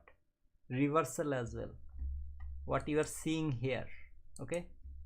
In 15 minutes you are seeing this, then the retracement, then the expansion again. Now this retracement is literally causing a reversal. Look at the 5 minutes, after that big fall, a small consolidation. See here, not a single 5 minutes bearish fair value gap. 1 2 3 4 5 6 candles that reached literally from the high to low. Okay, let me mark from this high until this low, not with that, with this. This is nearly 100 handle worth of move. There is not a single fair value in even 5 minutes, forget about 15 minutes. Now in 5 minutes, since there is no fair value, what you are seeing over here, is it looking too bearish to you? It's not looking too bearish to me. How you can identify the reversal? See that swing high when market traded above that on the 5 minutes, this is your, there is no other swing high, so that is the only swing high. So you are marking literally something like this to this is your liquidity graph, that is your market structure shift with a breakaway gap and a fair value gap. How you are entering, that solely depends on you, what you have practiced, how you have seen your chart, how you have observed the price action. What I tell you all the time is, like, in 1 minute, just keep looking into every single candle, how far it came, why it came there, why it's falling from here. For example, just what it calls, just combine support resistance with ICT, okay. If you don't understand order block, then mark like this way, forget about that breaker and stuff. Here, for a literally for a certain amount of time, okay, market found some resistance, market found some support, again resistance, again support, again resistance. When again market went through that area, it found some support. Simple. Now what you are doing with that, you had a bearish fair value, so you could look for a sell short from here until that low, or your higher time frame point of interest. I don't know how far, that solely depends on your observation or your own need or something, okay. If you are looking for home runs, for example, this entry, I'm happy with this profit if this is my target. Otherwise I might have looked for all the way back to that buy side, okay, that high, even higher, I don't know, but I'm happy with that 40-50 and a lot of move. I'm even happy, some, like, I have days that I closed with $300-400 worth of profit, or I have days that I closed with 16,000-17,000 worth of profit in a single trade as well, not just day, in a single trade. So it solely depends on how I'm reading the market and how the market is playing up. The day I align everything with me, with the market, I don't care about how many trades I have taken, how many lots I have taken. I'm happy to do that. For example, the whole day I didn't hit a single stop loss. Okay, whatever, like profit is not huge, it's only $1,200 on this account, the other account 1,500, another account 3,000, this way, but it's not a huge profit for me. The way I can do it, it's not huge, so it's not anything huge for me. But okay bro, IFBG, so please give us a good, okay, read that as well. IFBG, no, here okay, I forgot. See, this is a problem, after such long time I came here, I have a lot to talk anyway. So how you are marking IFBG here, okay, remember this thing, this was my change in state of delivery where market has traded until the mean threshold. Now one thing that you can anticipate here, if this is your IFBG, there can be two different things happening over here at the same time. Number one, this down close can be a fake break. Okay, this down close can be a fake break. Why? Because it closed below the fair value, immediate next candle went through that fair value, but when after trading the midpoint of that highest up close candle, that is also responsible for taking this buy side liquidity, market again came and closed below that. Now why again came and close is important, although this candle is it's okay with me. Okay, this candle, it's okay with me. Why it's okay, I will explain in a second, but think this way, a bullish fair value, if market had to respect it, one time it can be fake, second time it should not be fake. So when second time it came, this is now for sure, without a doubt, it turned into IFBG. And what was the fair value? From this swing low, this is the breakaway gap, this is your entry fair value gap, or you can say first fair value and second fair value. So in the first and second, only these two fair value gaps, from a swing low to a swing high prior to a liquidity run, it's broken that way. Even better if this candle didn't went until that far. Okay, like if this didn't went there, but when is your inversion fair value invalid? If the market goes here. Okay, for some people, if it goes here, they call it invalid, but I don't call here, because I look into the candle that created that fair value.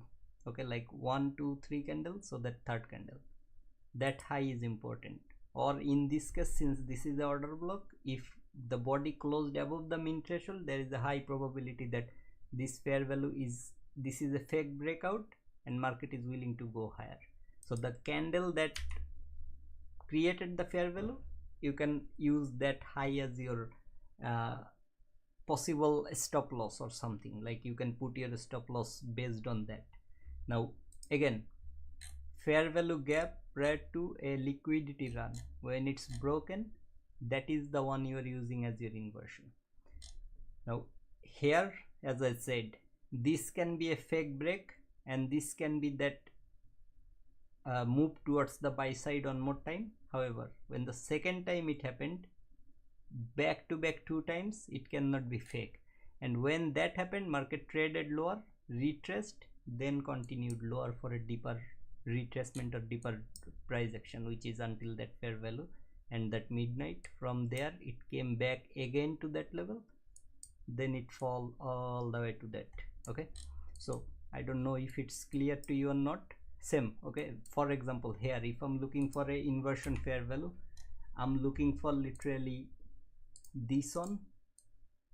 Since this is broken, if this candle comes until this far, I will look if there is anything to take entry. For example, here on the 5 minutes, the same fair value on the 5 minutes, this is the candle that closed above the fair value. It's already confirmed as inversion for me. Now it's a huge fair value.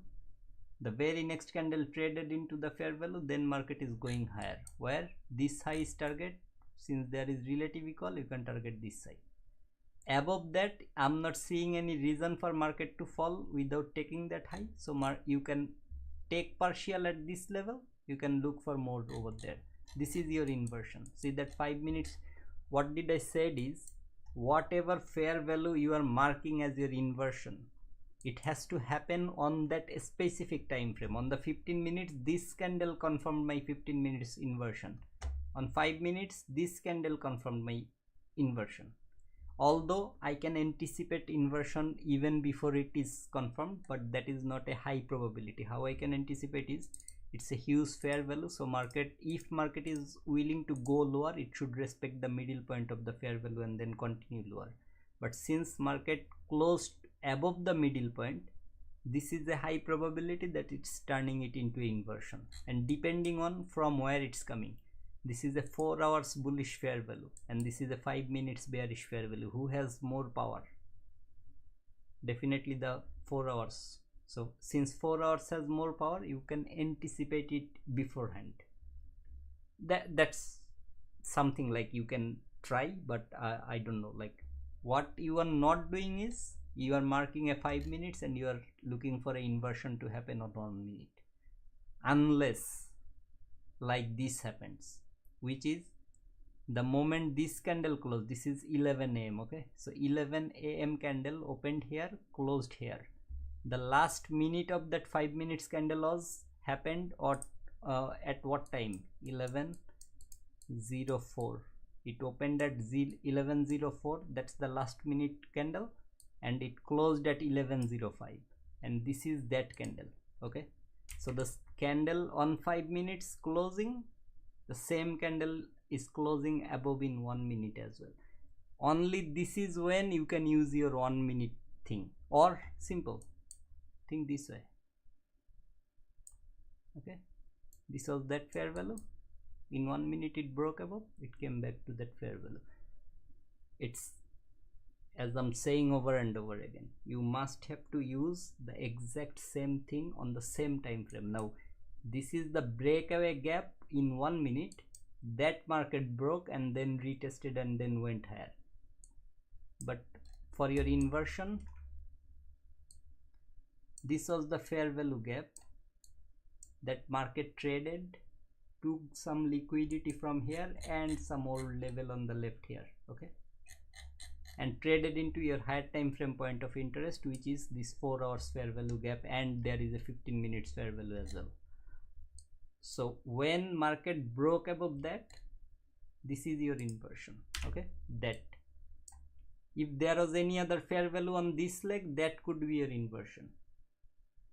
And where are you putting your stop loss? If you're taking your entry, this is another confluence that you can use. Maybe from the top of that inversion, you can put it here.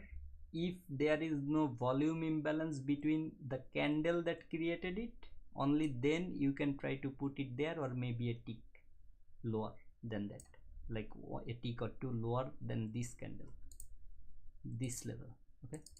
Because this candle has the fair value. So 2 levels where you can put your stop loss. Candle that has the fair value, that candle slow, but if there is a volume imbalance on the third candle and that candle, in that case you must have to cover the third candle slow, which is until this far. But I am not seeing any volume imbalance over there, so maybe that's the reason market doesn't need to go for a deeper retracement either. Whatever it is, you can align so many things or combine so many things. So this fair value was responsible for taking the liquidity. When broke above, this turned into your inversion. At the same time, you have a breaker block sitting, like from the high to this level, the whole thing is breaker block. Inside of all those things, you have a bullish fair value. So 3-4 things in one single spot. That's why the move looked something like this, and it went through that big fair value as well. So yeah, I mean, simple. And you don't always have to be targeting the highest level. Have something in mind that I'm willing to have this much profit in my. Also, what did I said about the midnight? Anything below midnight is high probability as long, and anything above midnight is high probability as sell short. And this is that 930 fair value. So if you are looking for if you are in a trade, for example, from here, you must take some partial at that 930 fair value. or even better if you can take at that low of new day opening gap, because this new day opening gap is even more powerful than your 15 minutes or even hourly fair value gaps. Okay, although it's a old one, but still, since ICT said you can use it for even longer if you are willing to, I just kept it until market can go through that and trade above this breakaway gap. I'm gonna use it. So yeah, I mean, I don't know if it's clear to you or not. CISD is equal to liquidity plus candle close below plus 1 minute time from lower FVC. I should have time frame close below. Okay, Ashutosh brother, let me clear your IFVG concept one more time. IFVG is fair value of a move. Okay, for example, from this swing high until this low, there is only that one bearish fair value, and market traded that fair value, took the liquidity from after trading that fair value. Okay, not just from here, it took from here as well. So when market traded the last fair value, which is market traded and took liquidity, when market breaks above that, that is your inversion fair value. Okay, but I have little bit more to it, which actually it will be confusing to you, so keep it simple the way ICT tried to teach other people. So the very first fair value that after a liquidity run, okay, like this move took the sell side liquidity from here and other level. Where is your first fair value? Only this one. If there was any other fair value, that could have been your inversion fair value, but unfortunately there is no other bearish fair value here. Okay, if you look on your chart as well, there is no other bearish fair value except for that one single fair value. So when market traded there and took liquidity from that turned into your inversion fair value. Okay, same thing. Now about the break, for what sort of false break I'm talking about here? It was a bullish fair value. So if market was willing to go higher, that break or close below can happen only once. Why? One candle closed below, the immediate next candle went through that fair value, closed above that fair value, like this fair value, this, okay, this red one. So next time when it came, this can be fake, but how can you say this is fake? Because why it's happening? It's like, if you know the candles, how candles works. For example, this is the engulfing candle. What is engulfing candle? It literally engulfed the previous candle's range. Like market, this is a huge up close candle, the next down close candle literally closed below that up close candle's body. So this, it engulfed the previous candle. When fake breakout was happening, this was pretty good size green candle, but what happened? The next black candle, it engulfed the green candle as well. So for a lot of people, this is acting as an order block, although it is a order block. Why?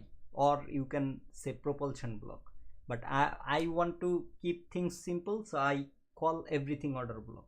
Okay, so just to keep things simple, because propulsion block, order block, breaker block, everything works the same way. The midpoint is your mean threshold. It's better if market doesn't go there, or even if it goes there, it should not break that level. On the time frame, you are marking your order block, so on this 15 minutes it should not break above that. Okay, so anyway, mean threshold, it all the same. That's why I keep saying order block. Okay, it doesn't mean that I don't know what a propulsion block is. Anyway, that is also your order block. Now market traded that order block, it's going lower, keep it that way. Or inversion fair value, once false breakout, second time confirmed breakout, so market traded that fair value, then went lower. However, it's think this way. Okay, you have a propulsion block or even order block. Why it's a order block? Because it's trading your previous order block, that's why. And you have a inversion fair value, or you think that you had a bullish fair value, that market broke below. It was supposed to act as a support. Since it broke below, it should act as a resistance. Now you have two different criteria sitting at the same level, so it automatically turns into a better quality or better probability, right? That's how. How determine SMT confluence to CID? Okay, again SMT divergence. Okay, this thing I don't want to talk about it much, but think this way. Okay, where exactly you are looking for your SMT? The only place you are looking for your SMT is inside, like when market is reaching for a higher time frame point of interest and you are seeing a type 2 reversal here, that low, this low, it's already lower. Okay, it's already lower like this way, so there is no SMT, although it has more, like the curve is higher here, but curve is this.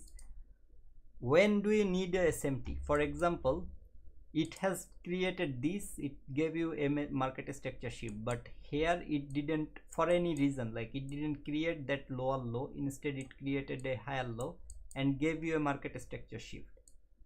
This is where, since it's already inside of a higher time frame point of interest, this is the only place where you are looking for SMT to confirm that okay, the other thing is going like it has given the type 2 reversal and this is giving me type 1 reversal or the other reversal. For the same thing, if the same thing is happening on both of them, you don't really need to look for SMT, because it's coming out of a higher time frame point of interest, it's giving you market structure shift. When are you looking for it? Is, let's say here this low was not like this low was like this. Okay, and then it's giving you a market structure. For example, think this way, this is your low and that is another low, this is your market structure shift, but you are seeing there are relative equal lows sitting over there. What you do, you come here, you see if ES has cleared. See here, listen, I talked about it earlier, I'm gonna say it one more time, maybe I will keep saying it as long as you guys need help, but here is the thing. What did I said about ES and NQ? Look here, you have a SMT, right? Do you need to look into a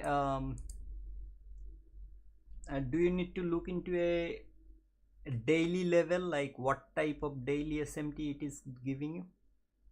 I said ES is strong on the sell side, NQ is strong on the buy side. So NQ has taken liquidity, ES failed to take the liquidity. So what are we expecting? That market is eventually gonna go lower one more time to make sure that ES has cleared the liquidity. Didn't I say or talked about it? Now I think Shiva, I don't know, Shiva is not here because he is learning everything nowadays, so I wished him good luck, but I'm a bit disappointed. Okay, because if you try to learn everything, that is a problem. Learn one thing but learn properly. I talked about one thing and I never changed my word. ES is strong on sell side, NQ is strong on buy. Why ES is strong on sell side? People who doesn't know the reason, they will come with new things. This on the daily happened, so the SMT is not like this, you are looking for this. I don't care, man. Think this way, NQ, it is the top 100 stocks or company stocks. This is top 500. What is it consist of? 400 lower companies than that top 100. Okay, 400 lower companies than that 100. Are you getting the point? This is top 500 companies share, ES. Okay, where you have the top 100 and another 400 companies that is in their capital or in their gains or whatever it is, they are below that NQ's top 100 companies. So these has already loosened your power. Think this way: you took a, let's say you took a sell short here, when market came lower, traded this fair value, you added more lot. What gonna happen? Where is your average entry? So one entry you took, let's say here, and another entry you took here. Where is your average entry now? When your first entry was here and you took another entry here, your average entry came here. So the average is worse than what you had before. What you had without adding it, it's worse. Why is it? Because that is a higher point you took the sell short from. This is a lower point you are taking the sell short from. Same thing, think here. 100 top companies and 500 top companies. So who has weaker companies, more weak companies comparing to the other one?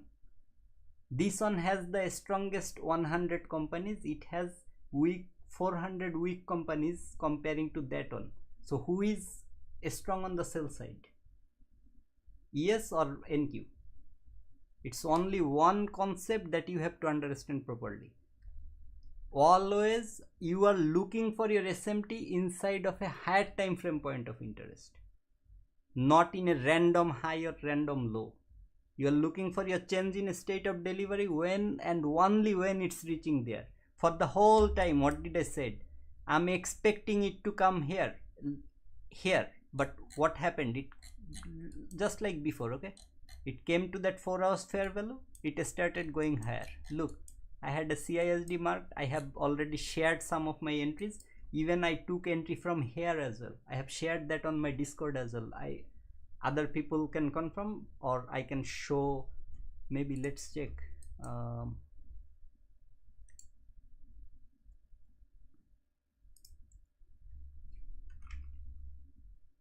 This is the entry from, I think, today's.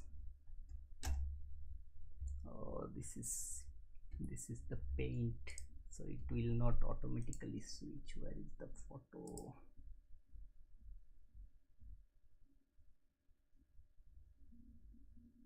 I think this one. Does this automatically switch to left, right? Yeah. So here, okay, one of the entry I took today. This is some of the PNL from yesterday as well. Here a lot of, I think the other one first.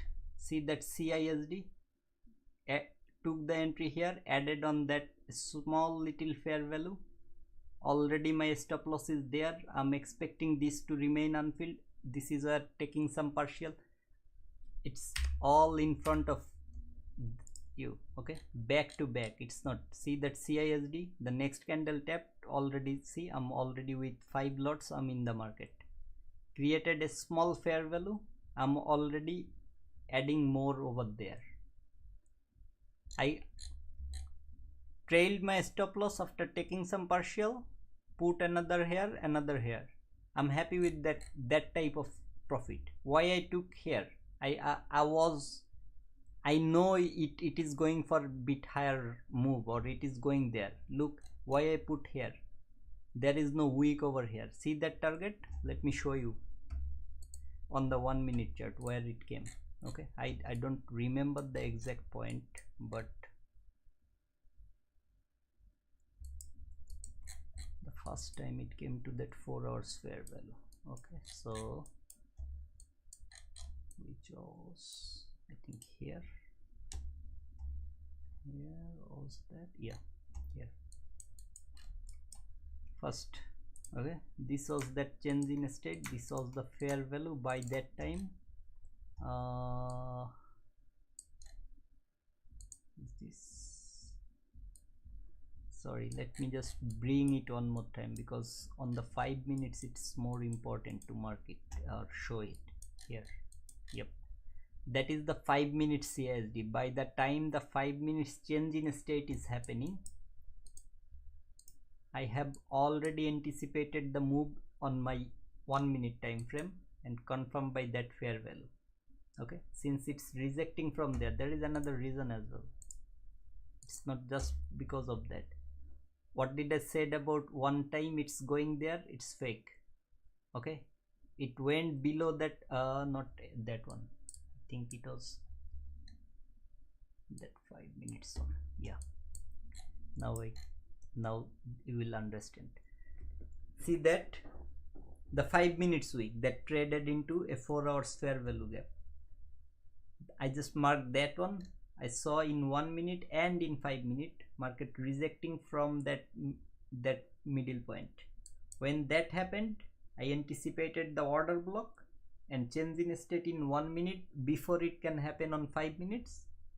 Took the entry, fair value gap, added more lots over here, literally took some partial where, look, see that candle don't have a high, no wick on top of it. What the market did, first took that one, retraced, then continued higher. So I took partial that area. I trailed my stop loss here and the rest of the position this area, the new day opening gap. With that, it's aligning with another bearish fair value. Okay, yes, it closed above, exactly the same thing. Where, how far it went, look from all these moves. Okay, this is the swing high because it has 1 2 lower highs on the left and 2 lower highs on the right. So this is the swing high. If you don't want to count it, forget about that. That's a swing high. Any problem with that? Let me minimize it and let me show you exactly where the market came before that big retracement, or the retracement happened, how far. Keep an eye on that as well. So from this swing high until this low, okay, that retracement, okay, remember from here market again came until this far. For a lot of people this is already an entry and a profitable entry, so that's the reason I'm showing you. From that 6.2 and 7.9 in 1 minute structure, okay, that's the 7.9 line. How far the market came and then fall, where the bodies are inside of that new day opening gap, inside of like that range. And if you look on the left, there is a small 1 minute bearish fair value right there. If you mark this as your swing high, then there is your small 1 minute breakaway gap, and there is that entry fair value from where it retraced until this far, then eventually again went higher, okay, above at least those highs. Because what did I say, from the high it is retracing, it will go back above that. Your target should be that first, then if you are willing to trail it further, you can do it. Same thing, okay. So change in state. Now about the what it calls SMT, you don't have to worry about it. If you spend enough time, okay, every candle has a reason to react from that specific level. Every candle, I mean, how you are looking into your chart, no wick over here, you can already anticipate market to come here. See here, no wick, even though it created a fair value, eventually market came below that. Look where the bodies are, but how far it came. Okay, now you have another fair value here. So you may be thinking that market traded this fair value, and I'm thinking yes, it traded that fair value, but the main point for the market to come below that is this. So when I'm expecting to enter into a trade from this fair value, yes, maybe I can enter from this fair value when this candle was doing that, but I have to keep in mind that there is no wick below that candle. So if market goes, it can go here. See, like this candle doesn't have a wick. What did I say? Even if later on market comes, it took pretty long time to come there, but I believe it eventually came. Let me show a few more. You know by now, like market came even below that low, so you know market came there, but let me show couple more right here. Okay, let me remove that one. See, this candle doesn't have a wick. The very next candle first traded below that. Now you have a bullish fair value. You can say, okay, it traded that bullish fair value. Let me give you another example. This candle doesn't have a wick. First look here how far it came. Okay, here you can say there is a what it calls, there is a volume imbalance. Okay, here where it came, more like that. See, on the top no wick, where it came, then again again came lower, then went higher, this sort of thing. This candle doesn't have a wick. Look at that.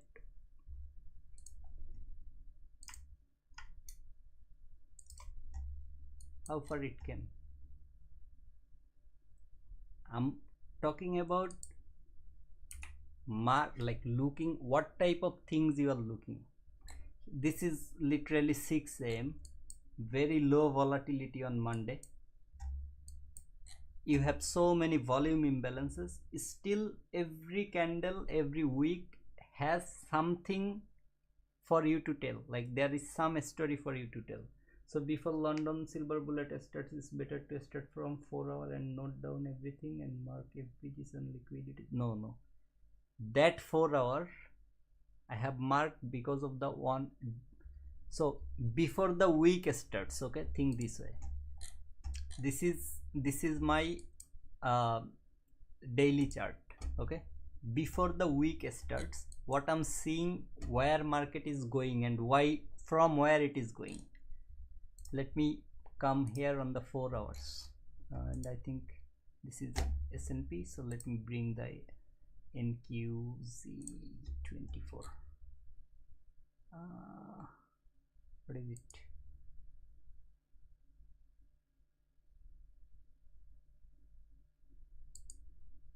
What the hell? Okay, that's 4 hours. Okay, I got confused for a second. Anyway, here, okay, you see from this candle until this candle, I have the bar reply mode, so I can use that to hide the other candles. Do you know what is this? This is the immediate rebalance. Why? Because there was a possibility or probability for the market to create a fair value, like this is the high and this is where the market closed. So the next day maybe the wick can be very small here and market can continue higher and create a fair value. Instead what market did is this is the immediate rebalance, and I was expecting this low should not be taken. Okay, this low. Why? Because that's the immediate rebalance low. Now there is no problem if market takes that low. Keep that in mind. There is no problem. Why? Usually this sort of thing you are looking into that implied fair value. Okay, the mid or middle point of this one.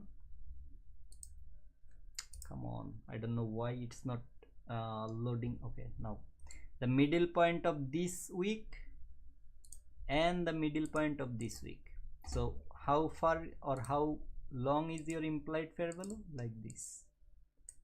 This is your implied fair value. Okay, so it's better if market doesn't take that low, because where is that low sitting? In the middle of your implied fair value. And now this is the immediate rebalance. So if market is bullish, market should not clear that previous day's low. Now this is the analysis I'm doing for my Monday to Friday trade of this week. Okay, this is the analysis I have done on Sunday, and I have put it on my Discord as well. I don't know how many of you actually saw that, but let me bring it for you guys on last time. Here, see, I have written with my phone, like the Note Pen, S Pen, something like that, Samsung phone. This is that area where I'm saying this low should not be taken before buy side, imbalance, rebalance, immediate rebalance. And then I have came to the 4 hours chart and I have shared the other thing that I'm going to explain now, which is when that immediate rebalance was happening, this is a long wick towards the downside. So I'm first marking the middle point of it. When I was marking the middle point, I came to the 4 hours. Remember that immediate rebalance low on the daily, this low. Okay, I'll make it as a sell side, but just to change the color of that. Okay, look at that lowest down close. The lowest long wick candle. What is this? It's trading inside of a 4 hours breakaway gap, or you can say this 4 hours bullish fair value gap. Now when I used the middle point like this way, okay, on the 4 hours, where is the middle point aligning? That fair value gap's midpoint and that wick's midpoint, it's literally overlapping each other. Now let me keep this chart here and go to the 15 minutes on the other chart. Remember that midpoint? What do I have right above that midpoint or right around that area? That 15 minutes fair value and that sell side liquidity. Although market never traded below that low, market traded this fair value and maybe that lowest down close candle to that rejection part, or even you can say this fair value stop, nearly that area, if I'm not wrong. But higher time frame is 4 hours sitting right around that area, so I don't really need market to come until that area. Better if it could come here, I would literally, like, if market just taps here, I will buy here. If it buy here, keeping my stop loss just little below that, like it's 927.75 is where I'm expecting to buy. Maybe my stop loss will be 27 handles or even like 20 handles, based on whatever I can do it on 5 minutes or 1 minute chart. Like if there is any other structure that I can find, I can put the stop loss maybe around this area, 17-18 handles, because I believe this overlap is something that should, like, okay, let me share something from today's chart. Hindsight, maybe or maybe not, let's see. I think on this move, is this the 5 minutes?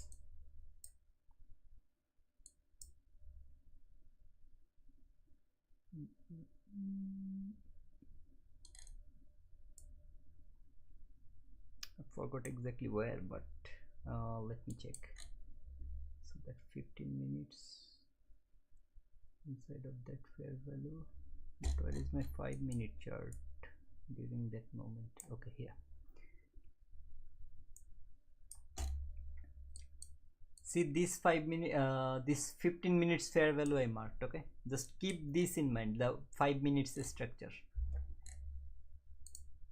This inversion fair value, okay, someone was trying to learn the inversion, so this inversion fair value, I'm just putting a grid line over there. See that middle point, okay, that exact middle point, this is the inversion fair value. That's the 5 minutes. Oh, too many lines, like how can I,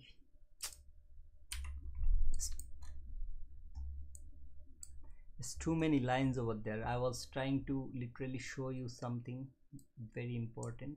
Let me show you from here as well. Just think this way, okay, forget about everything. Overlap, how you can utilize that one for this specific area. This is the 5 minutes bullish fair value, like this fair value, only this specific area that I'm showing you. How, like, small moves can still give you profit. 5 minutes fair values, look at that middle point, it's 2009.25. look at this 1 minute fair value, where is that middle point? See that middle point, like literally overlapping, you can say it overlap, right? It's like it's overlapping the middle point of 1 minute and the middle point of 5 minutes. So if you entered from here, what did I say about the high it is retracing from is where you take your partial. Look, yes, it's not always gonna work out unless you can add some confluences. 1 to 2, is it hit? Why I put the stop loss here? Later on it came back and stopped it, because that's the third candle of that fair value. I put it there, although I could have put it on the second candle and it could have given me more than 1 to 2 within that small move. But I'm being transparent. Literally, this is the highest level of transparency you can see from me. If you don't trust the process, you cannot learn. Simple. 5 minutes fair values middle point, 1 minute fair value middle point. Again, I said this is a liquidity grab from this high until this low. Liquidity grab. If you are looking this as your market structure shift, then this time you can say your trade didn't work. Why it didn't work? Because from the low to the high, market still didn't trade at the 50% level.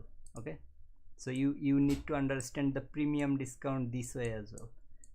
To work, it has to come below that. Look at where your 50% and think where this entry is sitting. The only confluence that can say why 1 to 2 is important. This is 1 to 2. Okay, it doesn't need to go here or for this fair value or this high. Just this 22 handles. Risk whatever you are comfortable to risk. You are getting 2 times that. Be happy, close the chart, just go sleep.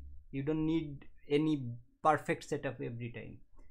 And why this setup didn't work is because of this. See that 0.5, and that is the 5 minutes fair value sitting exactly on there. What is that? That is a possible measuring gap.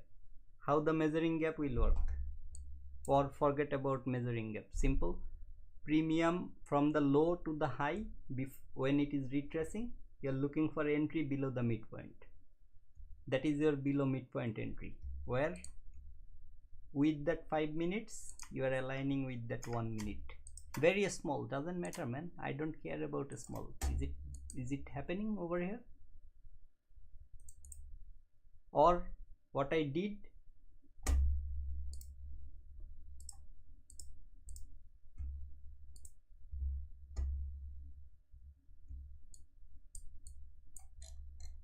here, very small. What I did, I waited for that order block confirmation. Order block confirmed, I entered, I exited, left some portion on, like only 2 micros open. 9:30 it went until that far, although my target was literally above this side. It just because of that 1 or 2 tick, it didn't give me the profit. But if you targeted until that body or the low of that inversion fair value that I marked way early this morning, I would get that profit too. But I don't mind losing some of the profit, because this was the initial buy side liquidity. I closed above that, where literally, see, like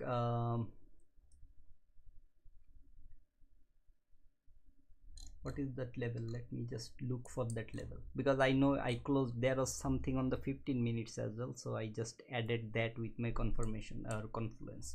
But since I removed it, let me look at that. What is it? 129.25. 129.25.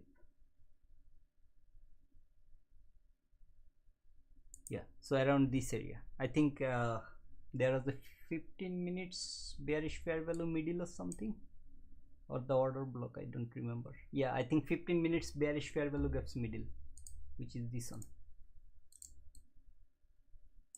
That is where I took the partial. 29 point, yeah, so exactly 15 minutes bearish fair value gaps middle was there. So above those relative equal highs, this is where I took partial. But how I entered, that is the important part here. I anticipated that fair value to hold or market to come here, waited for the order block or your change in state of delivery confirmation. For this one, if you want, you can check on the 15 seconds chart, or I can show you on the 15 seconds chart how it looks. Where is it? Where is it? 10 lots here. Okay, so by the time that change in state in 1 minute is getting confirmed, one fair value, two fair value, market traded that, then went higher. So is it a confirmation? It is a confirmation. Anyway, you just keep it simple. In 1 minute, that was your order block. When the order block was confirmed, I entered from the order block here. Okay, so you can anticipate few things. If that is happening, that is when. Now when the order block is traded, first fair value created, I'm expecting it to remain unfilled. That's why I marked should be unfilled. Same thing I marked here. Okay, see, that should be unfilled. Why? Order block retest, there is no fair value, only this one, so it should remain unfilled. It was unfilled. Okay, unfilled means like a breakaway gap. So your stop loss by now you can put here, but just to be safe, on the safe side, let the market run a little and create new fair values, then you move your stop loss. For example, at this moment my stop loss was below this. Again the same thing, order block. I waited until market reached to that higher time frame point of interest. When it reached there, I waited for my change in state. For example, if someone marked this as their change in state, okay, if someone marked this as their change in state, so where can you put your stop loss? Here, but the low is here. So where is your change in state? Either this candle, or you wait for a new structure, which is after market trading that rejection block. Okay, lot of people thought rejection block. This is what the rejection block looks like. And when is that happening? This low and this low, both of them have the same characteristic. Do I need a SMT divergence? Because anyway, I'm actually going for something that I should not be talking about.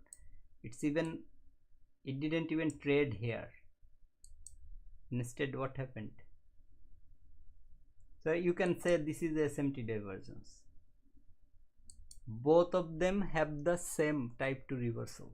So you are not looking for a SMT divergence. As long as it's in your higher time frame point of interest, you are not looking for it. If this one could take the sell side and this one didn't take, that can be SMT divergence to add extra confluence. When both of them doing the same, you don't need to have that SMT divergence. It's even better, right? Because both of them doing the same thing. So it's more it's more synchronized. Michelle, hey John, everybody, Piggy boy, yo bro, I really want you to go for your first payout. The moment you go for your first payout, I want you to be on the channel, maybe on Discord or something, but I want you to be on the channel so that you can share a few things here and there. Doesn't matter, okay? You don't, as I said on my Discord, I'm saying it here as well, like you don't have to say something that you didn't do, or you don't have to be someone praising maybe some of my things that helped you. Not like that way. I want you to come on the channel. I want you to share your learning process, like others can follow. Like some people are struggling, maybe the way I learned, it's not easier for some other people. See that minor buy side, what did I say about that? Like I'm not just targeting this, guys, listen, spend enough time, you will know what I'm saying. I said I'm bullish, I'm letting every sell go, I'm just looking for buy. And when it is going higher, what did I say? Like you can take some partial here, But when market is going through that, what did I say? I'm targeting this, or I said I'm at least taking partial here and here, maybe the final profit here, but I'm bullish until this level is hit, which is 20,398. But since it's 98, so I'm bullish until 20,400 is hit. Today I don't need it to happen today, because if it happens today, what will I do tomorrow and day after tomorrow, or until Friday? It's better if it doesn't happen today. But this is how market should go higher. And if you are bearish, none of this move, okay, how you can preserve your money, none of this move will be your concern. You will wait only for a perfect bearish setup, and you will take that bearish setup for your profit, or whatever like you can target. You will only wait for your bearish setup. If you are bearish, no buy should concern you. Why? Think this way. Market can either go up or down, okay? This is a 50-50. Let me put it here. What a strategy does, let me coin flip, okay? It's like coin flip. Market can either go up or down. So if you stick with one side, which is, let's say, only up,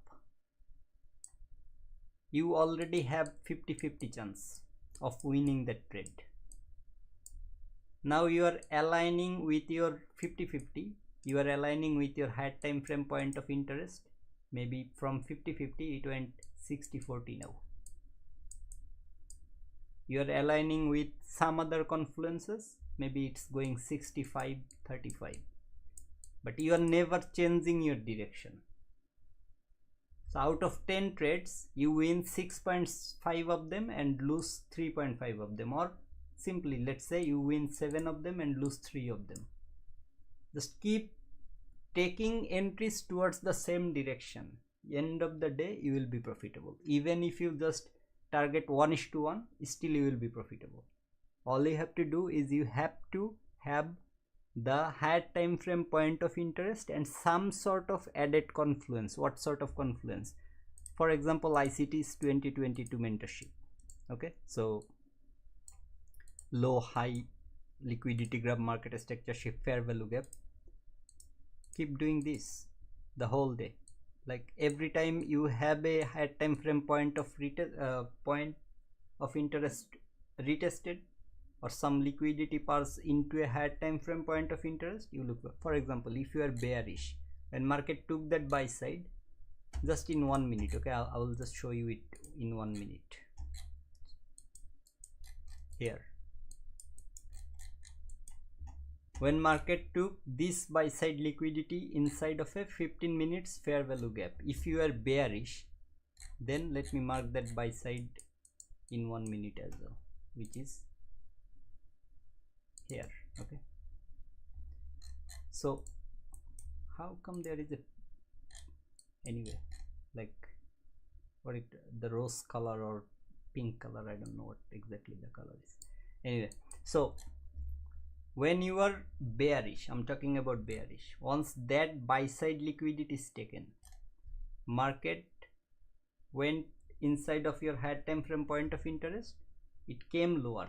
Okay, remember what I'm trying to show you. This is not your market structure shift. Even though you have a fair value gap here and here, that's not your market structure. What is it? It's your equal low.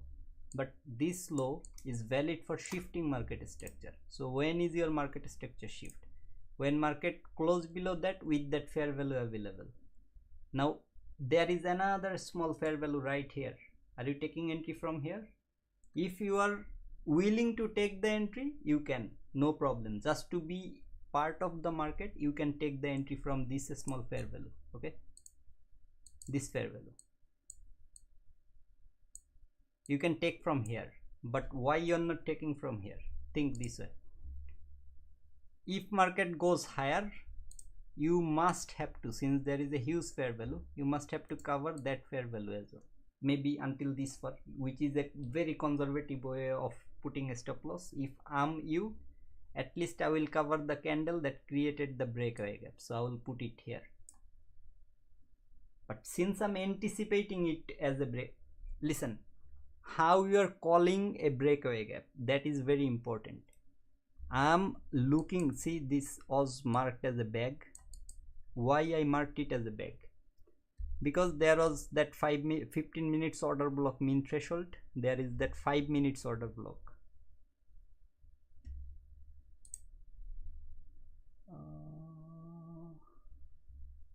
I don't know. Hey, let me know if I'm still on the live or not, because what happened? Yo guys, please let me know if I'm still on the live or not, because YouTube is showing that my stream finished or something. I don't know why. I didn't press any button for that. Hello bro, long time. Hey Virender bro, how are you? Long time. Yes, but I think you are a bit late. Okay. For some reason, I don't know, the stream stopped on my YouTube, like on my side. Anyway, thank you. So what I'm sharing, okay, you can be part of the entry from this fair value, but you must have to cover your breakaway gap. Now how you are anticipating a breakaway gap?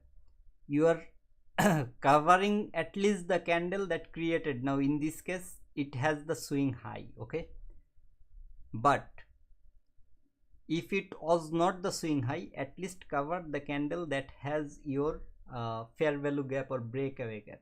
Some people likes to put it here. I'm expecting it to be a breakaway gap. The moment it is a breakaway gap, that is where I have more confidence about reading the rest of the price action, or that is where market is showing more strength for going towards the sell side of the direction I'm looking into. If I'm looking into a buy side, if it's happening as a breakaway gap, then that is what market is weak to go opposite direction, right? For example, I'm looking for a sell short. When it is going towards that fair value, it's showing weakness because it's unable to fulfill that imbalance, so it's falling also according to ICT. Okay, this is not me. If it doesn't go even to your CE, or if any fair value, okay, forget about just the breakaway gap or this, every gap is a fair value gap, including volume imbalance. Any gap, if the lower quadrant or the lower like 50% is what market trading and going towards the direction it was supposed to go, that means it's that fair value is a very strong fair value. At the same time, that means market is in hurry to go somewhere. Remember, from this breakaway gap market started going lower. Now why I'm showing it specifically is because even though I was anticipating this, even though that is exactly what happened, I didn't look for the entry. Okay, what did I said when you're looking for entry? This is a valid swing high, this is that swing low, that 5.5. so premium discount range, where is it market, where is it trading? Above that. OTZ 6.2, where is it trading? Why you are not looking for entry here? Are you getting the point? This is the point. Okay, forget about that. You missed that part. Okay, for any reason you missed that part. From this swing high until this swing low, you see that 6.27 on 7.9, where from that 6.2 to that 7.9 level you have only this fair value. Okay, only this fair value. There is no fair value at that level. You have one below. Now since it's at the 0.5 level, you can look for that. Now what did I said at the very beginning of my streaming regarding your stop loss placement? If there is a volume imbalance or there is no wick, where is your stop loss? The third candle. Not because it didn't take it, but because what I said even before I showed you this. There is no wick, there is volume imbalance, so the third candle high. Did it stop you? No. So I don't care how close it went to your stop loss. Unless you are stopped out, I don't care. If you missed that, this is your opportunity. Okay, now what you can do, same thing, you can maybe take, since from this high until that low, this fair value is sitting around 50% level, if I'm not wrong. Let me just remove the other fib and draw one more just to confirm that area. Okay, see that fair value is sitting right above. So this is your first premium discount array. So just to be in the market, you can take an entry from here, but your stop loss still has to be there. So if you are entering from here, your stop loss is there. If you get opportunity, you can add here. That's up to you. If your stop loss or if your risk management suggests, you can add. So then your average will go somewhere around this area, which is something like this. Now you can look for a 1 to 2 based on your average entry, although I don't suggest or I don't do it that way, but you can look for it based on your average entry. So this is where you may take some partial. That's up to you if there is a valid reason. For example, without even seeing, there is this 1 minute last fair value right aligning with that 1 to 2, so you can take a partial here, rest, put at break even, and look for whatever the next level is. For example, this is a swing low, these are relative equal lows, and right below that low you have that fair value and this fair value, so you can target those as your next target. Or higher time frame point of interest, which is you have that 15 minutes fair value, if I'm not wrong. Here you had a 15 minutes fair value. Which one? This. Okay, yeah. 15 minutes BPR, balance price, and the fair value was until this far. So yeah, your profit has to be somewhat around. So if you are taking partial at 1 to 2, then the rest you can maximum go until this far, below that low, so maybe a tick inside. So here you are done, because there is your 15 minutes fair value there, bullish fair value. Yes, still you can continue trailing, but that's completely up to you how you micromanage your entry. I don't need to micromanage. Okay, today the whole thing, entry, partial, and the rest I literally, okay, no, entry, partial, because that fair value and that high literally there, so very small profit over there, but I closed only three lots, and the rest I was happy to close here because that was the 50% of a 15 minutes bearish fair value gap. Again, entry, partial, and the rest I put right below, because I know the 930 open, it has a huge opening range gap, so market can go lower, and very violently it can go lower. For that reason my stop loss was sitting right at this level, which is 130.25. that is exactly where rest of my 2 lots out of 10 got closed. So I didn't look for a single sell short the whole time, not here, not when market was doing this, not a single place I was looking for sell short, because my bias was bullish, I was bullish. So I'm only looking for buy long. Only when I have the valid setup I'm looking for buy long. Did I waited for that? Yes, I waited with only 2 lots, not whole entry, to that high to be taken. Okay, first I maximized or secured maximum portion of my profit. Live stream keeps turning off. Okay, yeah, anyway I have to finish because I have to fix the settings as well, because this monitor's resolution is not supported by YouTube. I don't know why it is. Let me check the screen resolution. It's not supported by the, so yeah, 3440 is not supported by YouTube. So instead what I did is I used this resolution, 2560 by 1440. So my Samsung Odyssey G5 is not recognized by YouTube somehow. Okay, what can I do? So it's not recognizing that. So the thing is, it's way higher resolution comparing to what I can do on YouTube. So yeah, I mean, I have to fix that. Since I was not active for a very long time, I didn't realize like what big or what kind of effort it will put on my stream. So yeah, this is the first time after such long, or after taking the other monitor, new monitor, so I have to fix and make it like suitable for YouTube streaming. I don't know how I can do that, but I have to figure it out. So yeah, I will stop. I don't know what I was able to do it. I tried to give you guys some idea like why you should not change your side just because you are seeing a big fall or big move. If you are bullish, wait until you get your bullish setup. If you are bearish, only look for your bearish setup. Nothing else. You know how to do it, you just utilize it. That's it.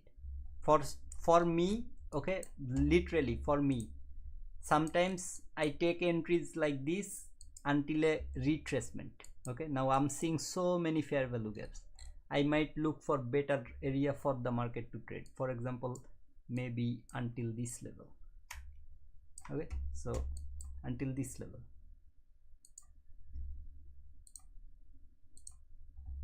See that yellow line? I'm expecting market to trade until this level. Will it? I don't know, because there is that 1 minute fair value, there is the other fair value, and okay, yeah, so this fair value and this fair value, this is where the bag and that is where the fair value is. So market can go higher, but I'm still expecting it to tap here. Why here is because support resistance, same thing like ICT use fair value. I'm using here, it found resistance around that area, it has a fair value gap. So even if market trades into the fair value, I'm expecting market to at least come to this range. Okay, from the week to this is your support resistance. Okay, it has already, I think, traded that. This is the retracement zone. That's how I mark the see that reaction where it happened, literally at the top of that. So the buy side I had previously, that is where it found support. Here, support resistance minus buy side, look how it's finding that area.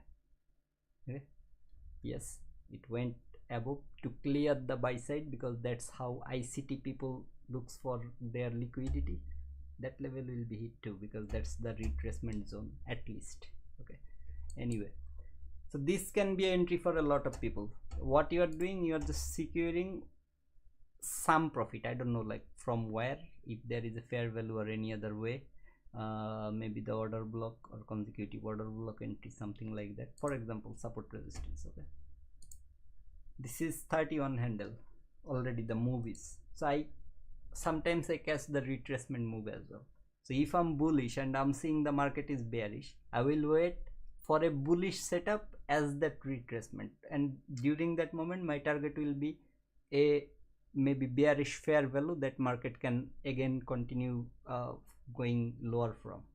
Okay, so same thing, I'm bullish, I'm seeing this is a bullish fair value. So if I take a sell short, I will take until that bullish fair value and a certain level, for example that area. Okay, it came even inside, like little inside of that area, no problem with that. Remember, this is your 1 minute back, this is your 1 minute fair value, so market can fill it up completely. It filled up, no issue with that.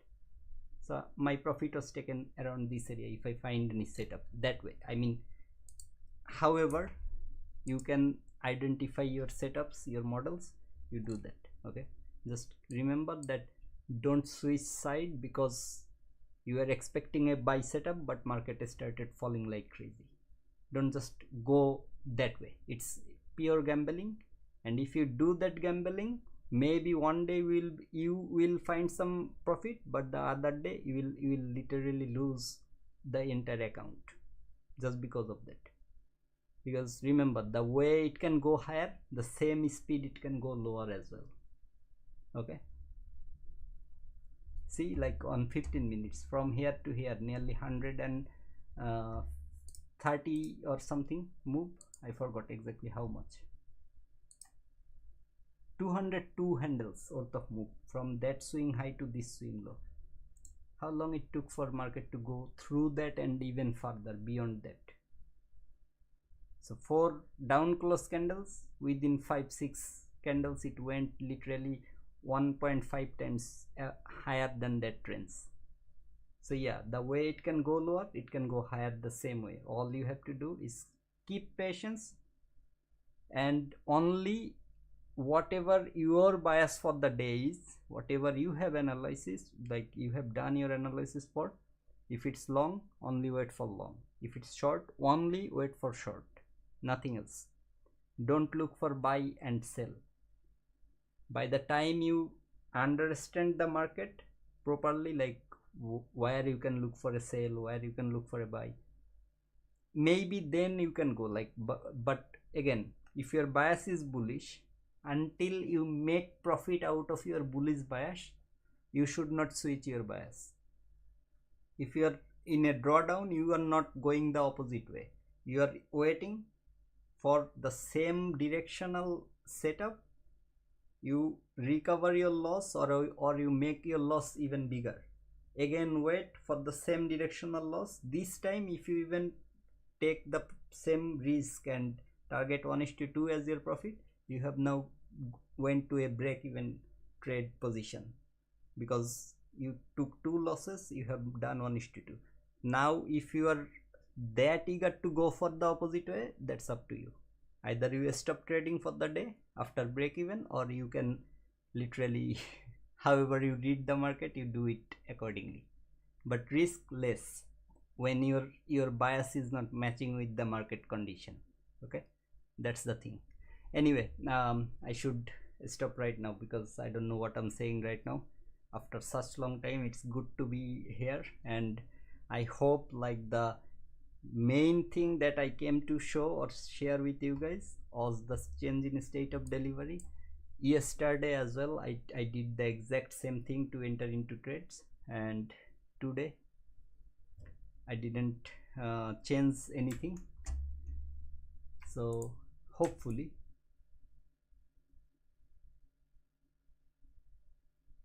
I'm trying. Okay, I just hold the wrong key. Anyway, hopefully by next couple of days I will try to come on the live stream, but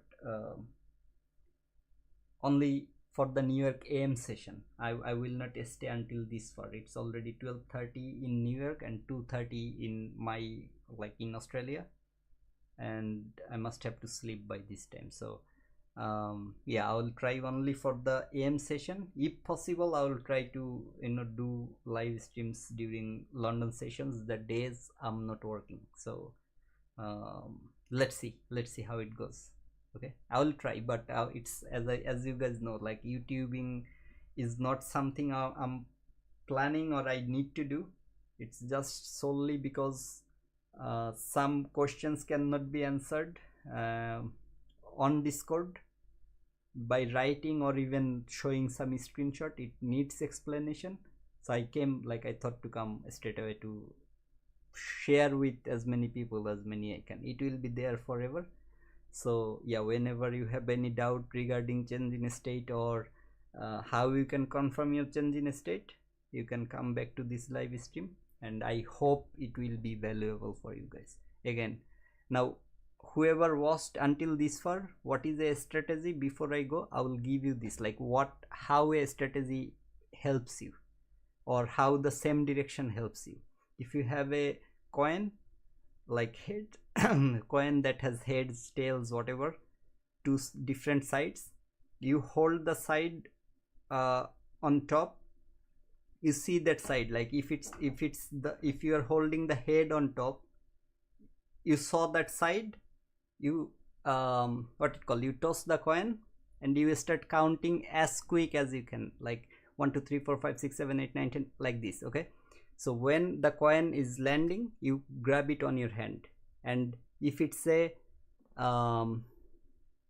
odd number, or let's say you counted, like when you closed your hand or when you caught the coin in your hand, it's number 3 5 7, something like that.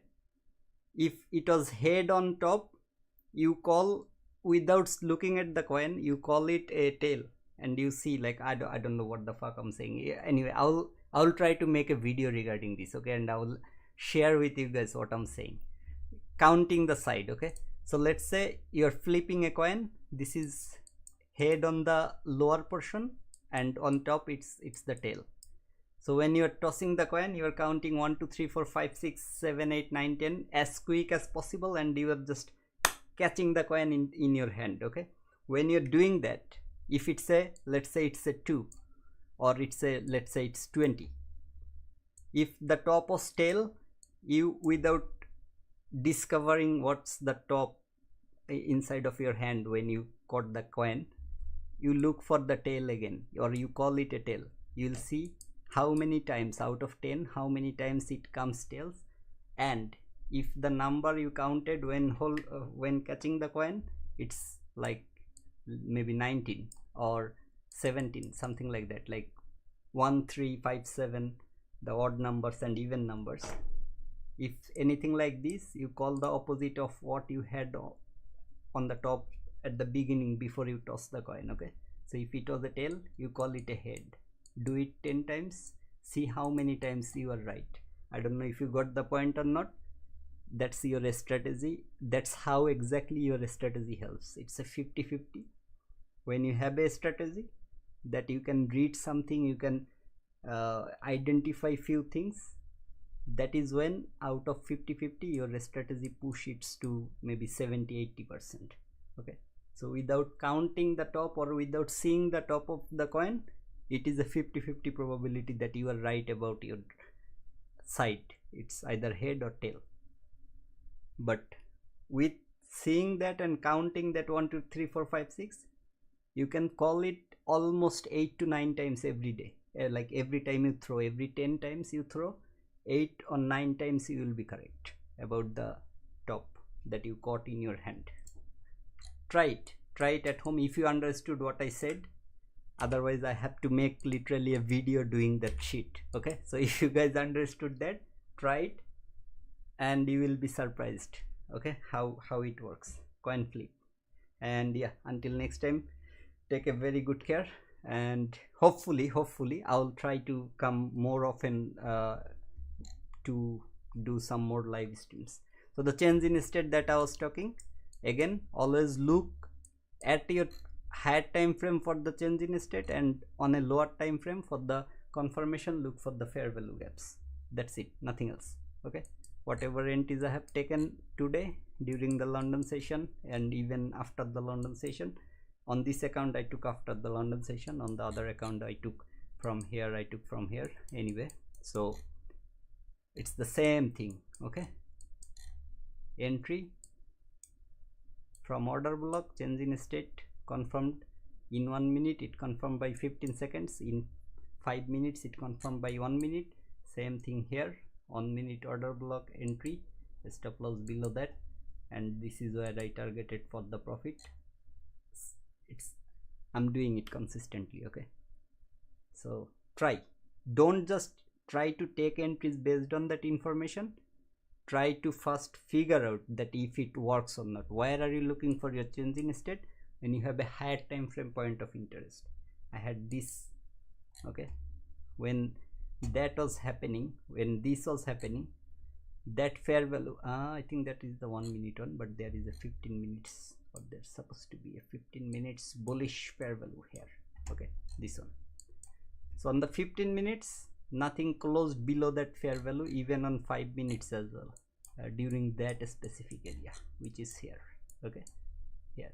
So I have 5 minutes breakaway gap, I have 5 minutes fair value, that is how far market came and then gave me that thing. So higher time frame point of interest, very important, okay. And especially if the liquidity, it has taken or cleared some liquidity on that way or not, that is also important. So yeah, bye bye, good night. I must sleep, and hopefully next time I will come with the live chart execution and live explanation as well, maybe chart price action reading or something. But today it was mainly because some people asked in the Discord regarding that, and if you are new, I have posted the Discord link on top in the pinned comment, and it will be valid forever. Okay, so before I used to use some expiry dates on it, but now it's valid forever. So yeah, good night everyone, thanks for joining, bye.